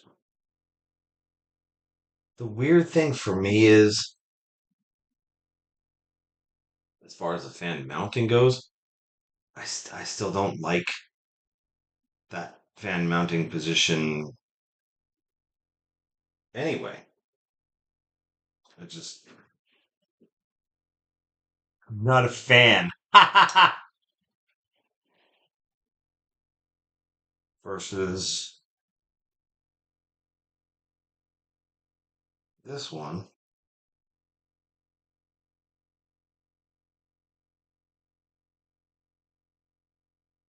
they all have little angle cuts in them to make sure that you don't put them in the wrong way. This one, if I can get it in here, is called an end bell location, which then the fan sits nicely in here in this little pocket. And to me, maybe I'm wrong, but to me, having the fan here versus hanging off the back end blowing in like that, um, I feel like it's actually blowing more air directly on the terminals, directly on there. Now, there are little vent holes in the back here, but not on the back on the bottom. They're only on the top. So if I had the fan back here, two things happen. One, I can't adjust my slipper at all because of that. It's going to be hanging here. And if I'm looking at, where and how it's going to be cooling things off, it will blow air towards the back and the bottom of the motor. So maybe that is better. It's difficult for me to really say. Maybe that's something for me to test. Um,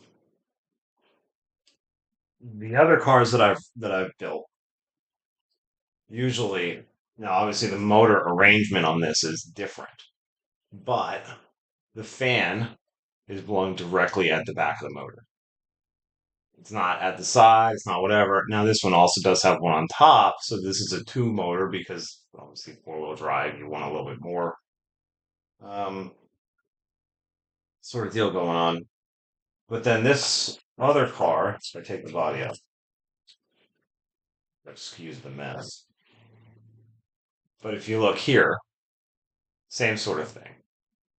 It's not hanging off the back side, it's in and pointing directly at it. So, um,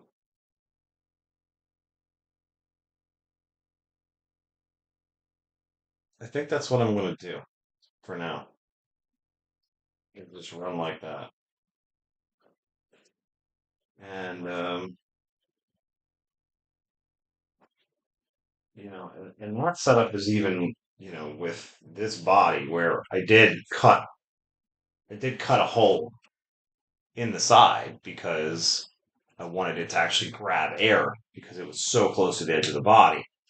So, and the remarkable thing is, people sell these carbon fiber shields and whatever for their motors and all this other nonsense. So this motor's been exposed to plenty of stuff by now, and it's not the motor, the fan, and I haven't lost any blades yet, so I can't say I'm really concerned.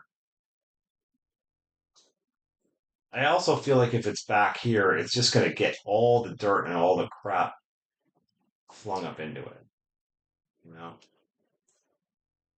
So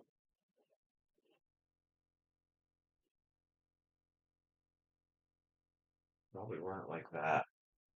Now I have to figure out. I have to look through my stash of bodies I have because this kit does not come with a body. It doesn't come with one.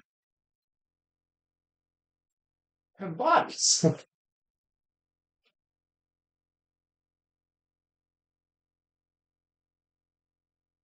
Spares for that. Spares for that. That's a bitty design of rear wing or something. That's for the forward ride buggy. I'm pretty sure. Okay, that's the SCT body. So that's for sure. So I'm pretty sure this. Yeah, Team Associated T6.1 first 12.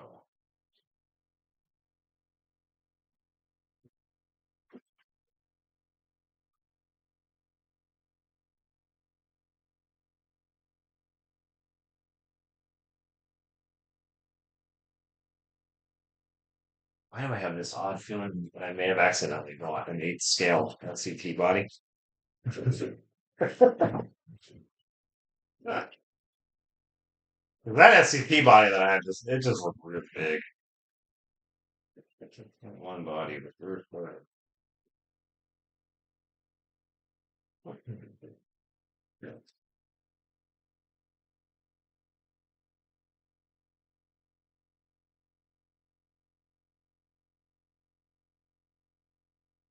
J Concepts makes very nice stuff. So, like so. And then that's still going to have plenty of room to draw air in, sitting there. So, yeah, I definitely like it there. So let's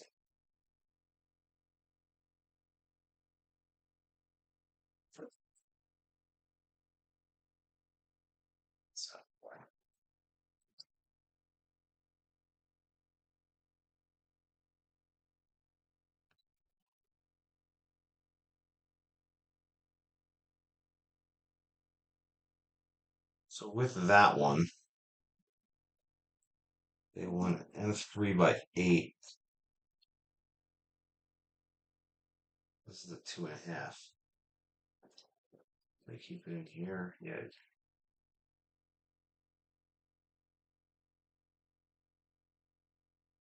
N3 by 8.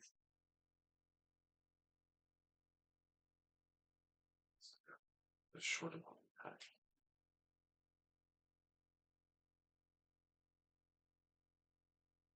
Oh, these little cheat sheets. The other thing that Associated does that I like is they'll give you these little scale sheets, so you don't have to keep measuring bolts and screws and nuts and things. You just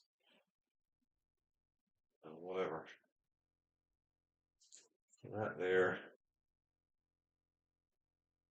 and we will screw that in from the bottom.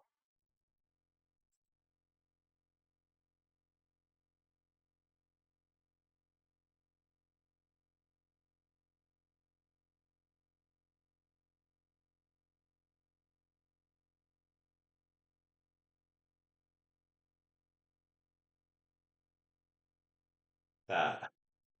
And now the next part, I think I'll just do this. It should be good for this.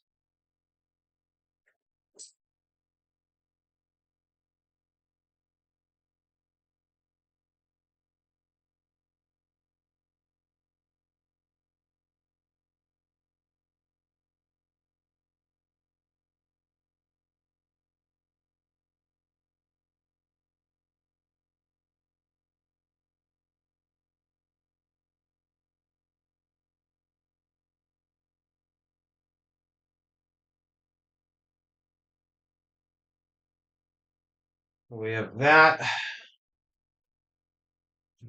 As such, we're basically skipping these two. We'll go in pile. Now we have battery mounts.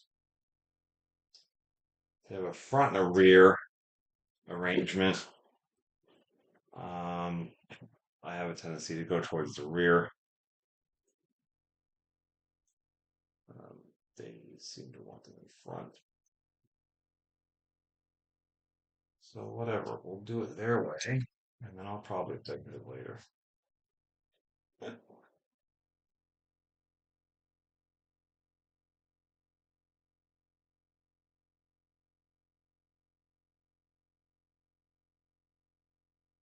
Always do it their way first, and then move on from there. Just because they're a kid. Unless they're just totally vague and don't give me any options. In which case, yeah.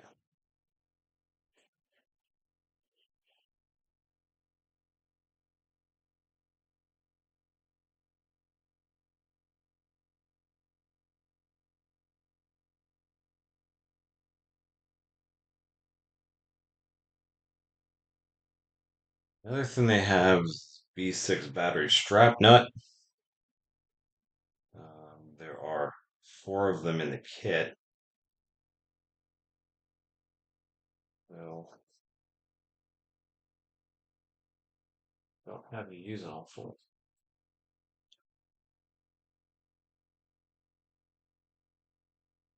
In case of these, you got. I'm just gonna open this at this point. I was trying to not open up this bag, but apparently it's a thing.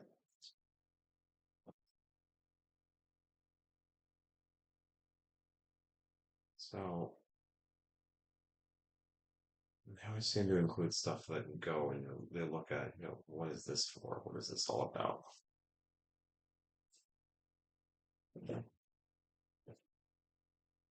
But it's fine.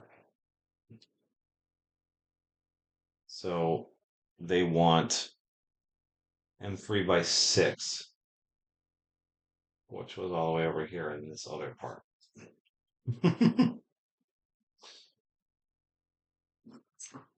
It's fine. 'Cause this 3x6.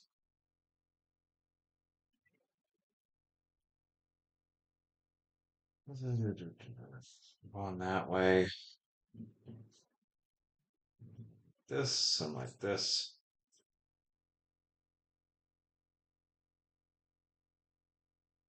So do have little slots in the bottom for it, which is nice.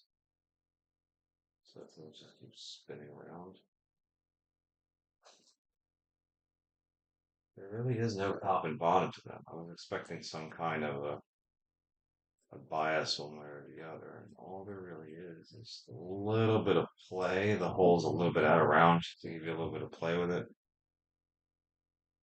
Slight variances in batteries. Sure, everyone will cringe at my batteries when you see them. It's not my fault. I swear.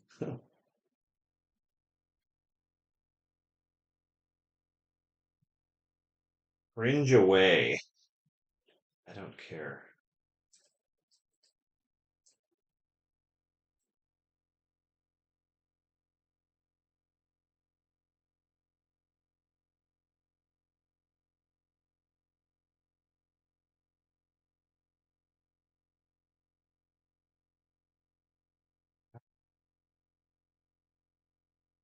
Very simple.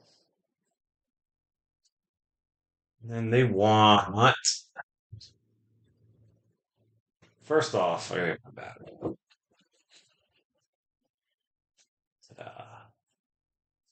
Yeah, this is how I roll. I know.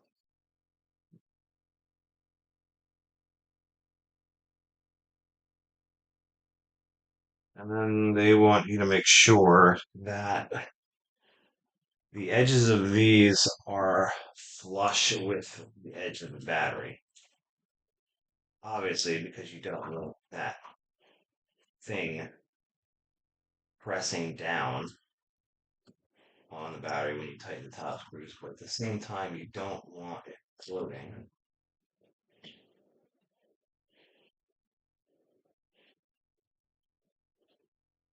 I thought about um, changing my straight hold downs on um, my 8th scale, just because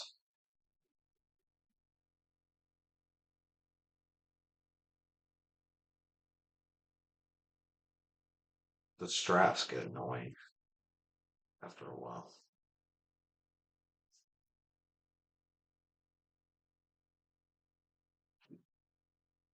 So that right there is where Team Associated wants their batteries. There you go. So it's kind of a deal there. And then of course you have the 2 small screws to kind of hold that the rest of the way. Now, I'm just gonna pop this off temporarily. I might work on my stuff the holes. You drop stuff in there and then, whatever.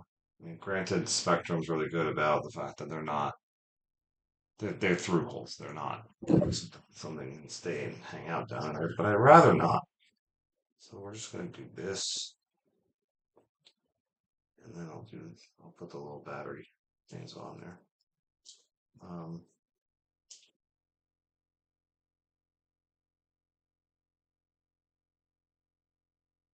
these screws these little nuts it's a remarkable thing that I haven't lost any yet. Despite my best efforts. Urgh. Bugger. They just don't want to go on there. That's like that's the thing with them. Man.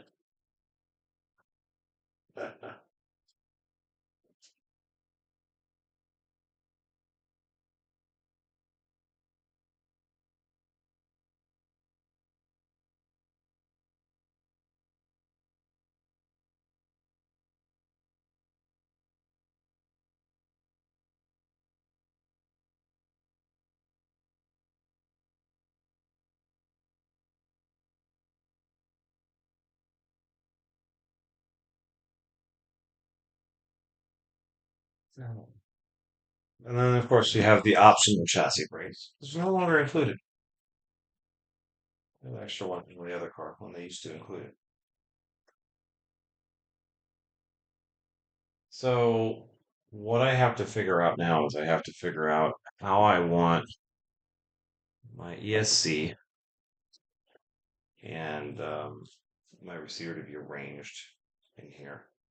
So, um, that's kind of a tough thing to figure out.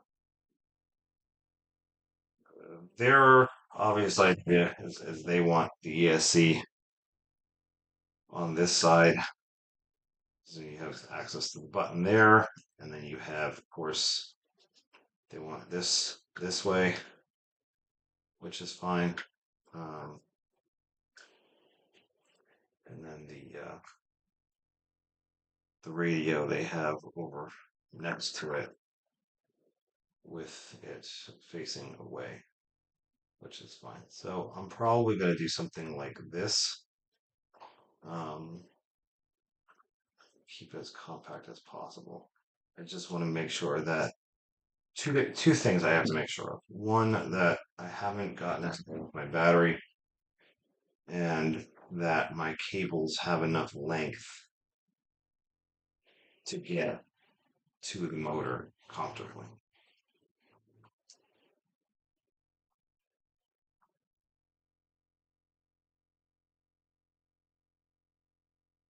So what I'll do is back to having this in tracking. Now see, and they also have it, you know, in spot 4. So they have it back pretty damn far. What I want to do, just for the sake of fitment and whatever else, I'm going to move it up. Because once I put these modules down, that's it. They're not moving at that point. So once this is secured down, it's not coming back up. I would like to also, if I can, keep them all on the weight, this weight that's on here, if I can. I don't know if I can. I think I can. Where are we going? This was first one, this was C, and then this was D. So I think I have plenty to work with here, even with it mounted there. So let's work and go. Now,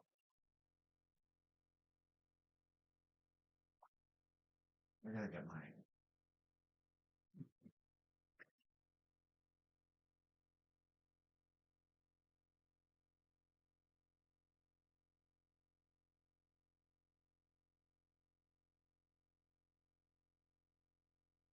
get a roll of this. This is the greatest stuff on earth. Cannot say enough about it. You can use the little tiny bits that they have um,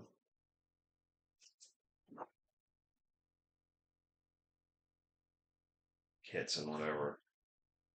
I just get a big hack and roll of the stuff that's like automotive grade, the stuff that you use to put on wings on the backs of cars and body kits and stuff like that. That's what I use.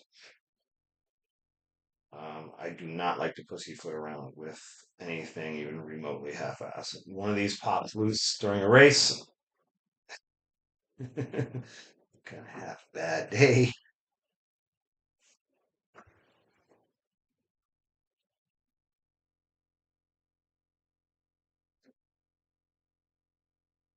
But I do everything kind of overkill. That's why.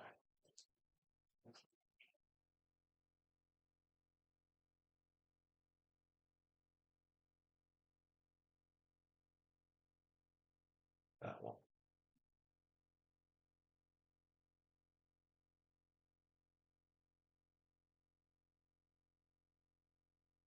These definitely don't need. I mean, this doesn't even weigh anything. Like a penny weighs more than this.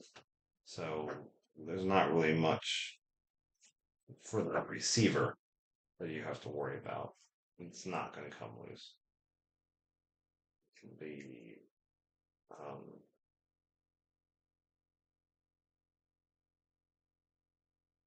speed control. On the other hand, has a little bit more weight to it.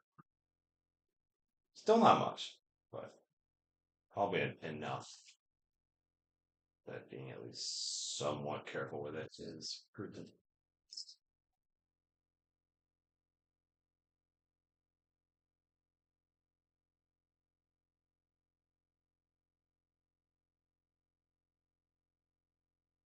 I'll say one thing about these is that getting the little strip off is a pain in the butt.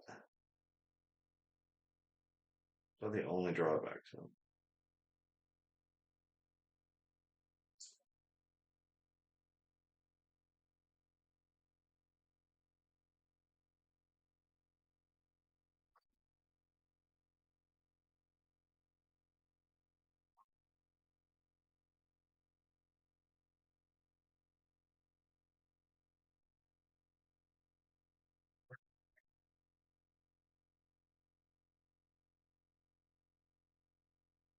This way, I would basically right on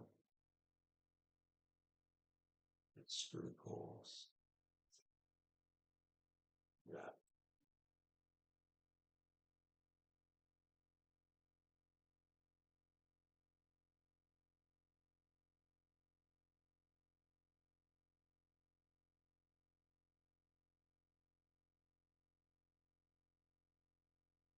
same way.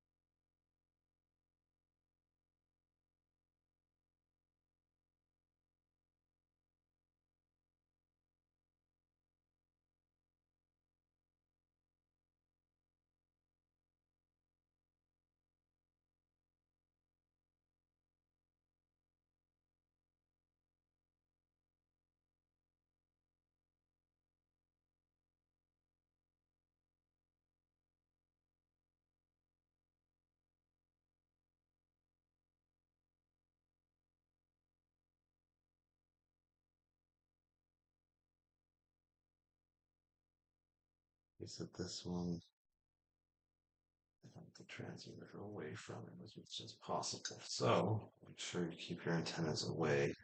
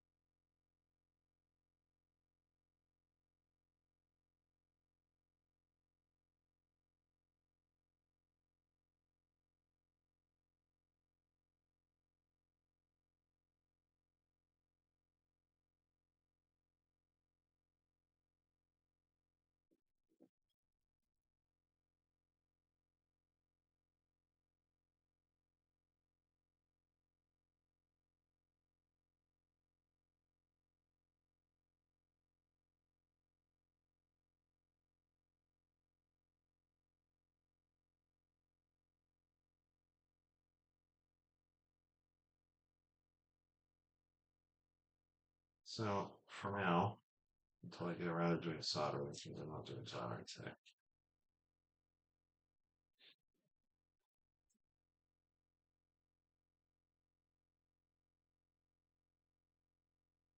It's going this way, and then it's turning.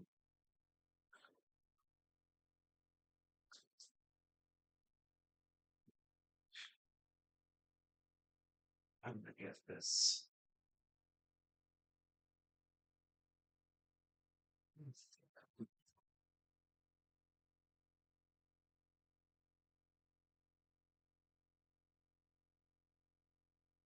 Take this fan back off because I have to get the sensor wire for the motor in.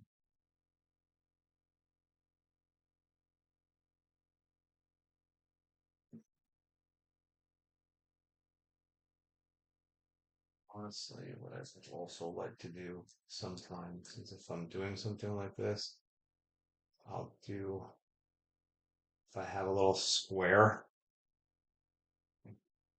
of the 3M left over, a little edge piece or a trim piece or whatever. I'll take that and I'll use it to help hold the sensor wire down. Just a good idea to keep it from flopping around. It's not kill, it's not. I think a lot of guys don't really concern themselves with their wires as much as they should.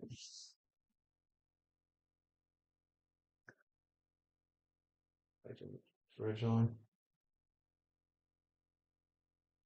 Was an issue.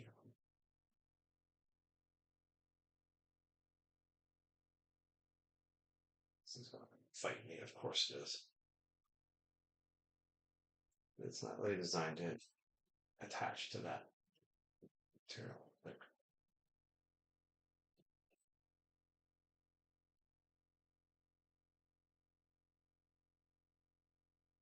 bring the sensor motor this way, and the sensor wire.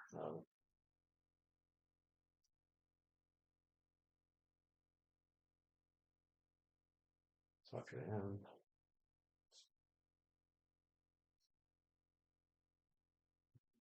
It's gonna go.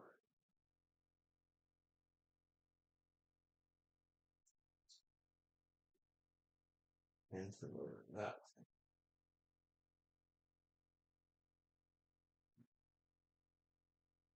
But, yeah.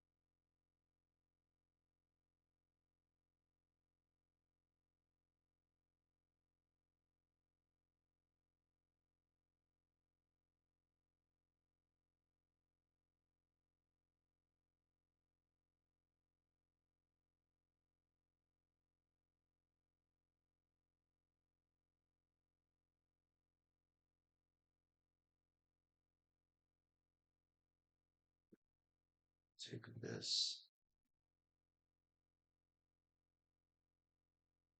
here.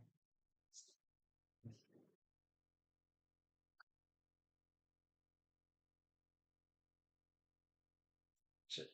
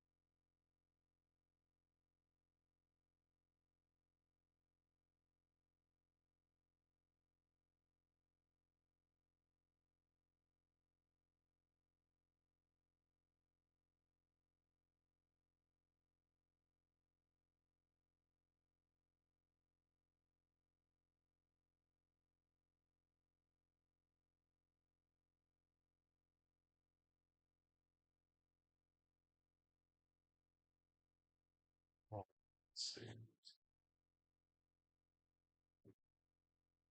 Some more to take care of here. These are obviously going back towards the motor, so we'll just do that with them. As I said, I'm not doing soldering today. These are going to be power, so that's fine there, because those will be right where the power is going to be. I might shorten those, they're a little bit long. This one, if I recall, the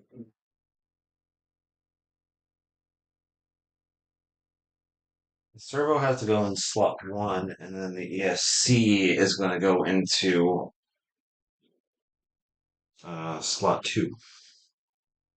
So what I'll do is I'll take the servo wire because it's going to be real short. It's going in there. I don't have anything going into 1.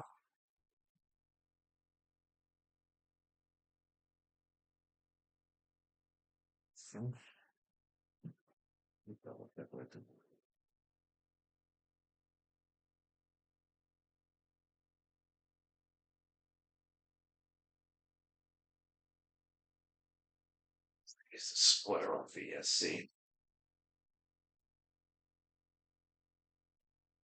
So far, that's been a good way to do it. And then my transponder goes into 3.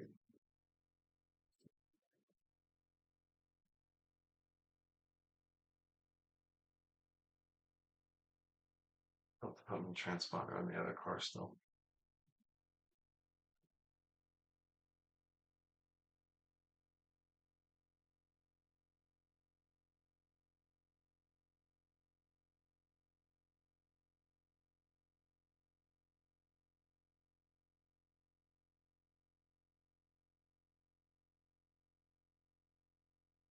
Now, the weird thing about Reedy is they will not notice here.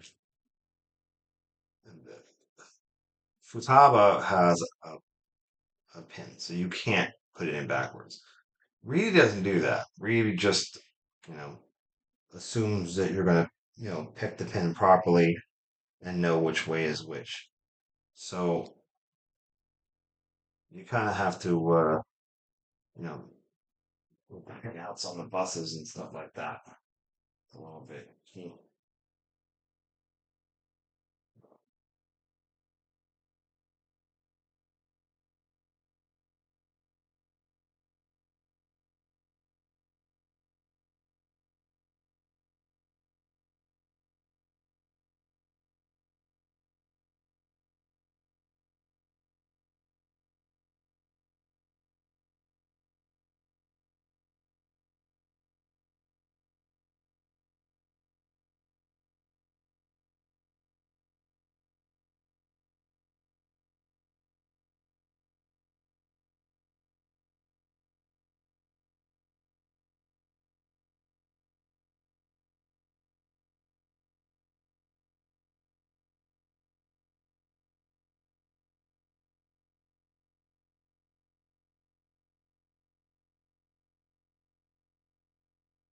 Yeah.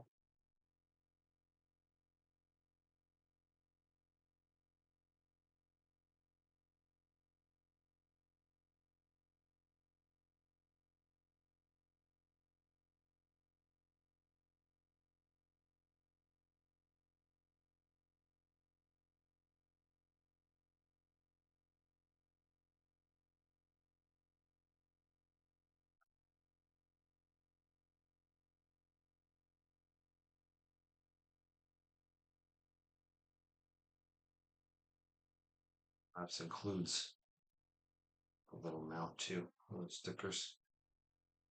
Well, that just goes right there. No problem. Perfect spot. And then, of course, they have a massive.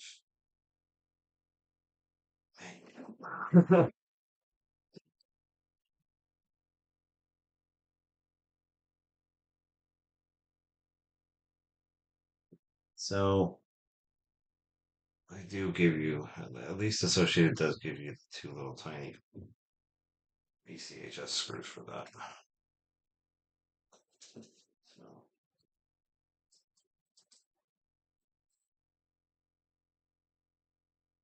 that.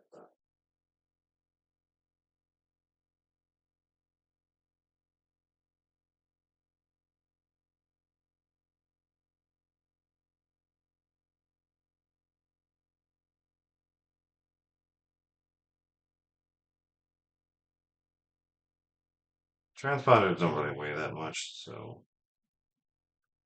it's not. Even the 2 screws is a little bit over 1,200.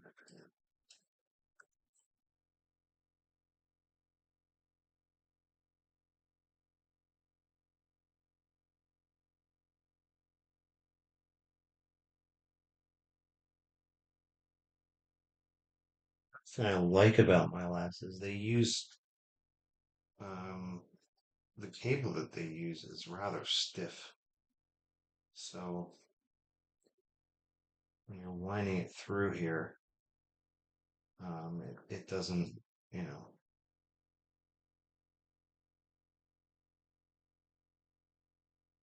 it'll stay in position when you shove it down. It'll stay where it's supposed to be. which is kind of nice.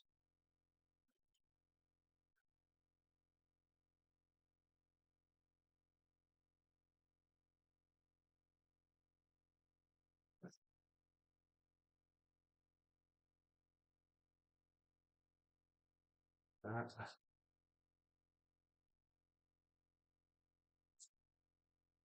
that's that car, essentially. And because I now have the MyLapse for this is my other car, obviously. This will be done. Buy everything in bulk, people. You need transponders. You don't have transponders, well, how are you going to compete?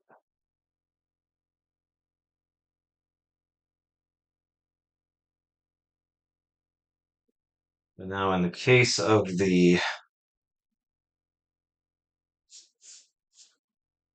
um,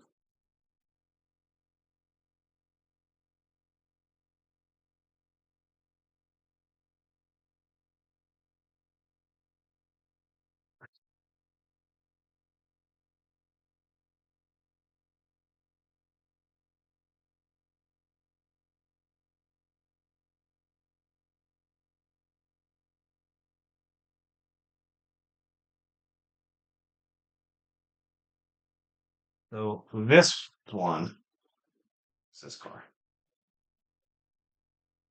So 42D.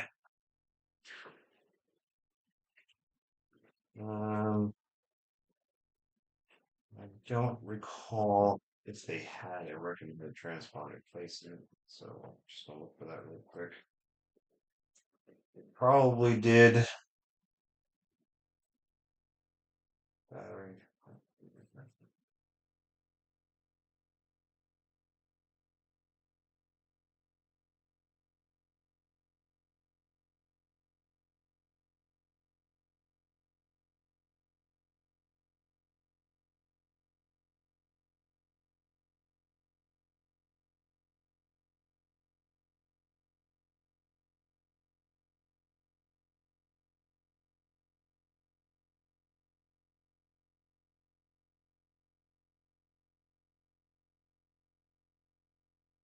It's kind of weird. Sometimes they mention the transponder, and then other times they just, well, you figure it out. And in the case of the 7.4, I do not see anything for transponder locations.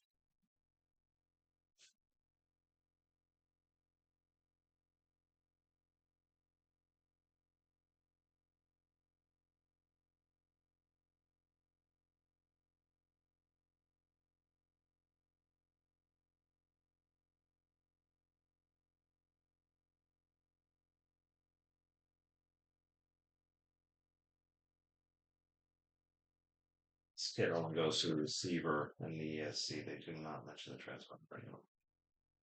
That I can tell. So, in the case of that car, it's fend for yourself. That is definitely a you figure it out. So, let's see, where can I stick anything, huh?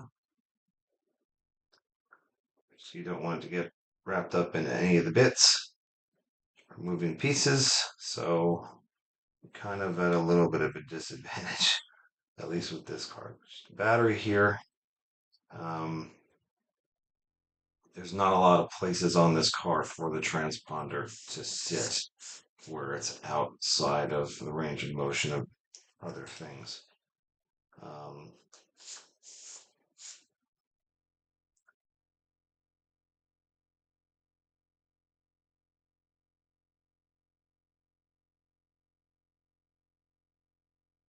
there's a lot of places where I would think in my mind that these would line up, but they don't.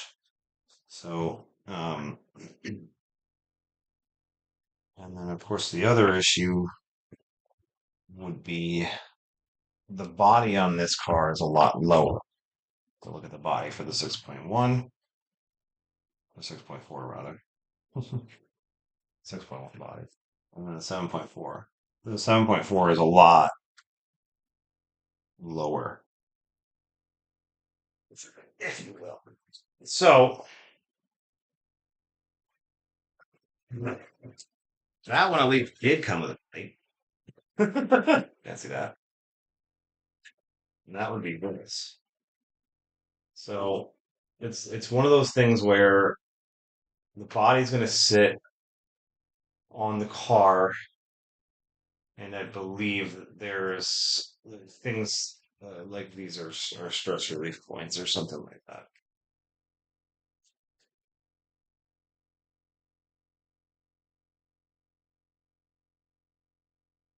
Something like that.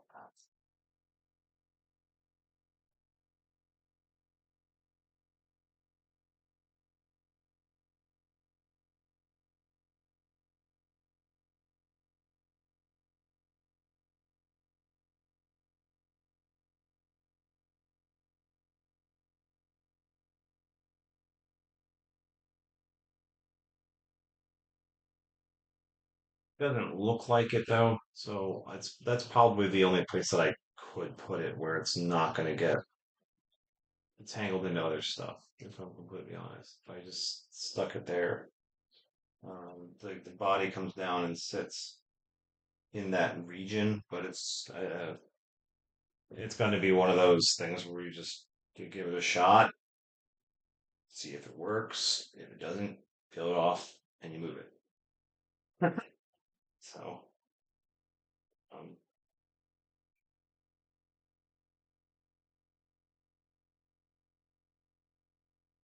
and then like the other question obviously is, do you use it with the case at that point? Or do you just stick the transmitter on there as such because you're not really using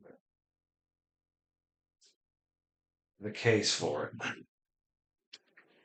So,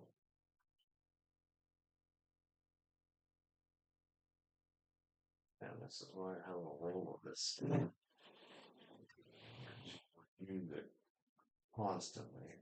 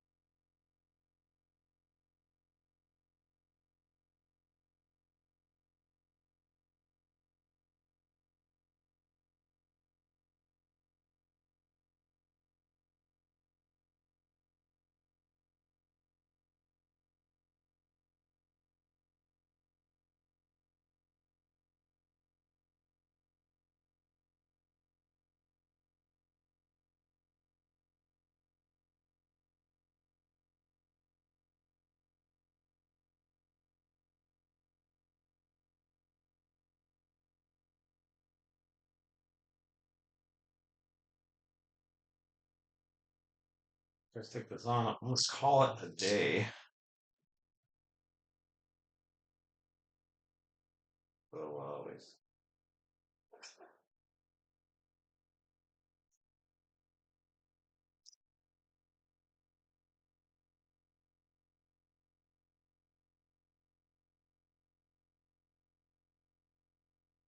So let's stop and switch platforms, switch streams because um, probably gonna start the SET, which is a totally different car. So I can't have it on this. That wouldn't make any sense.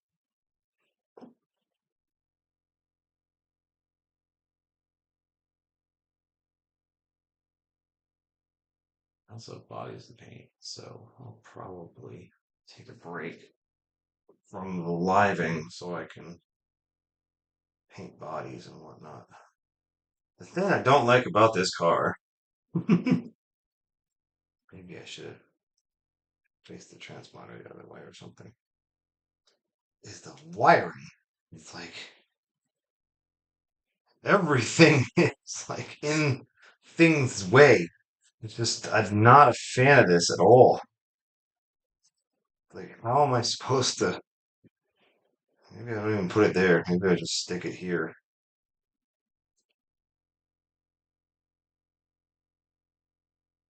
That just I'm not a fan. Too much stuff moving around in front of wires. Like I'm even nervous about this with the gears for the four-wheel drive. I'm going. Uh, we'll see what happens, I suppose.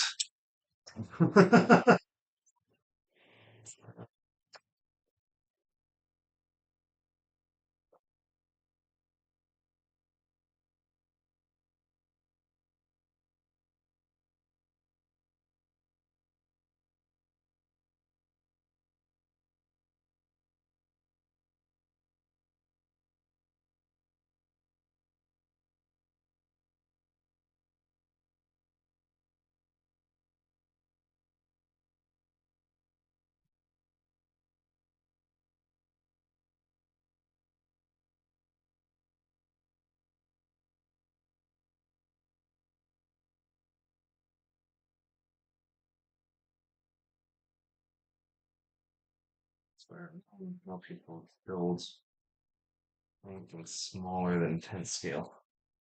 Because man, that stuff just gets tight. Okay, so like that. All right, so that's good.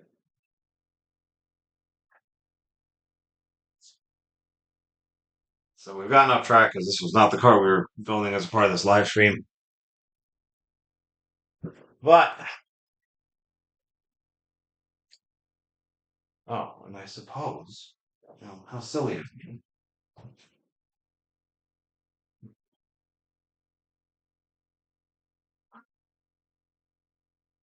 Let's put this one off that side here.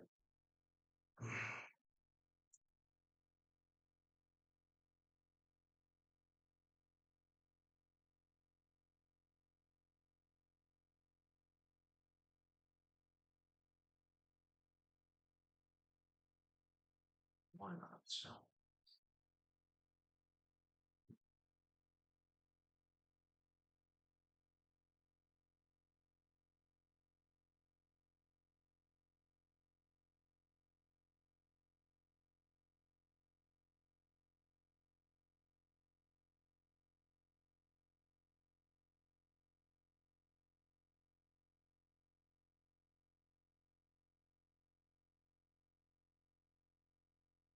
I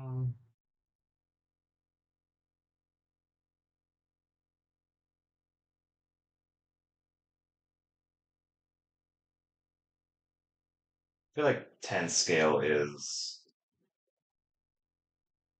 the appropriate um,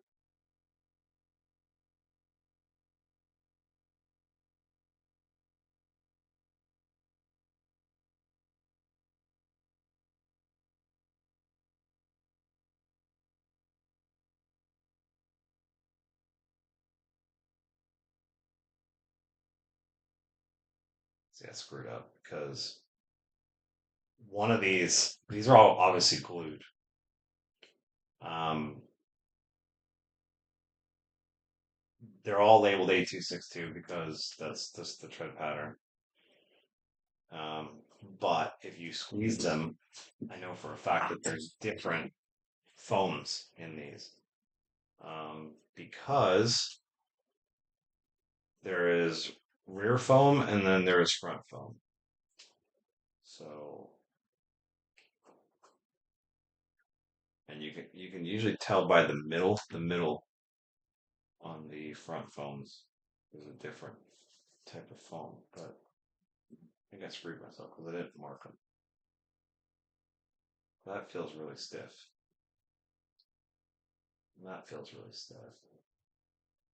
So I'm pretty sure those are the backs, and these pretty much feel the same. So these are probably the fronts. But that's a scrub on my part. That's for damn sure.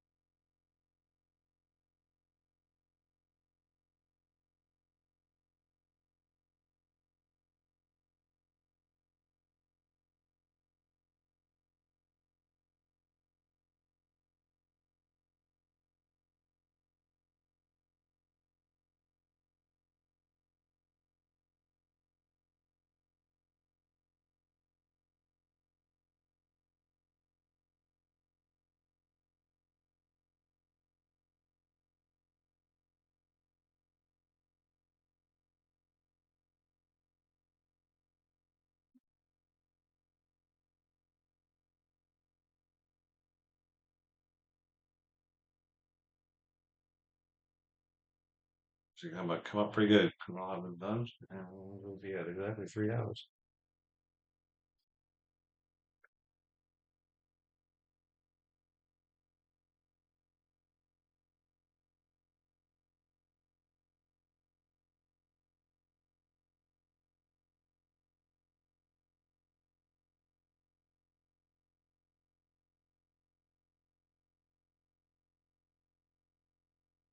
Go. So there is a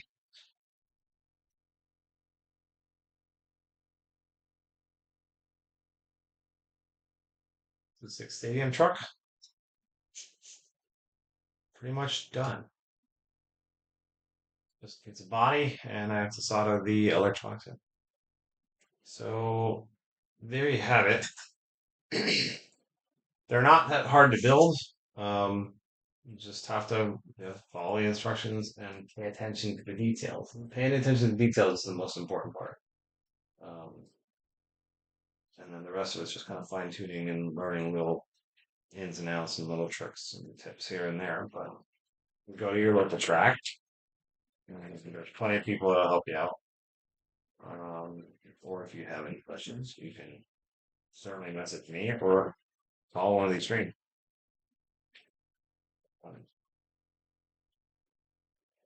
That'll be it for a little while. I gotta take a break. That's 3 hours straight of building and trying to do this. So, um, yeah, that's all I got for right now. I think next is going to be the SET version of this car. So this car, but in the SET version. So, and you get to kind of see the contrast and the difference between the two at that point.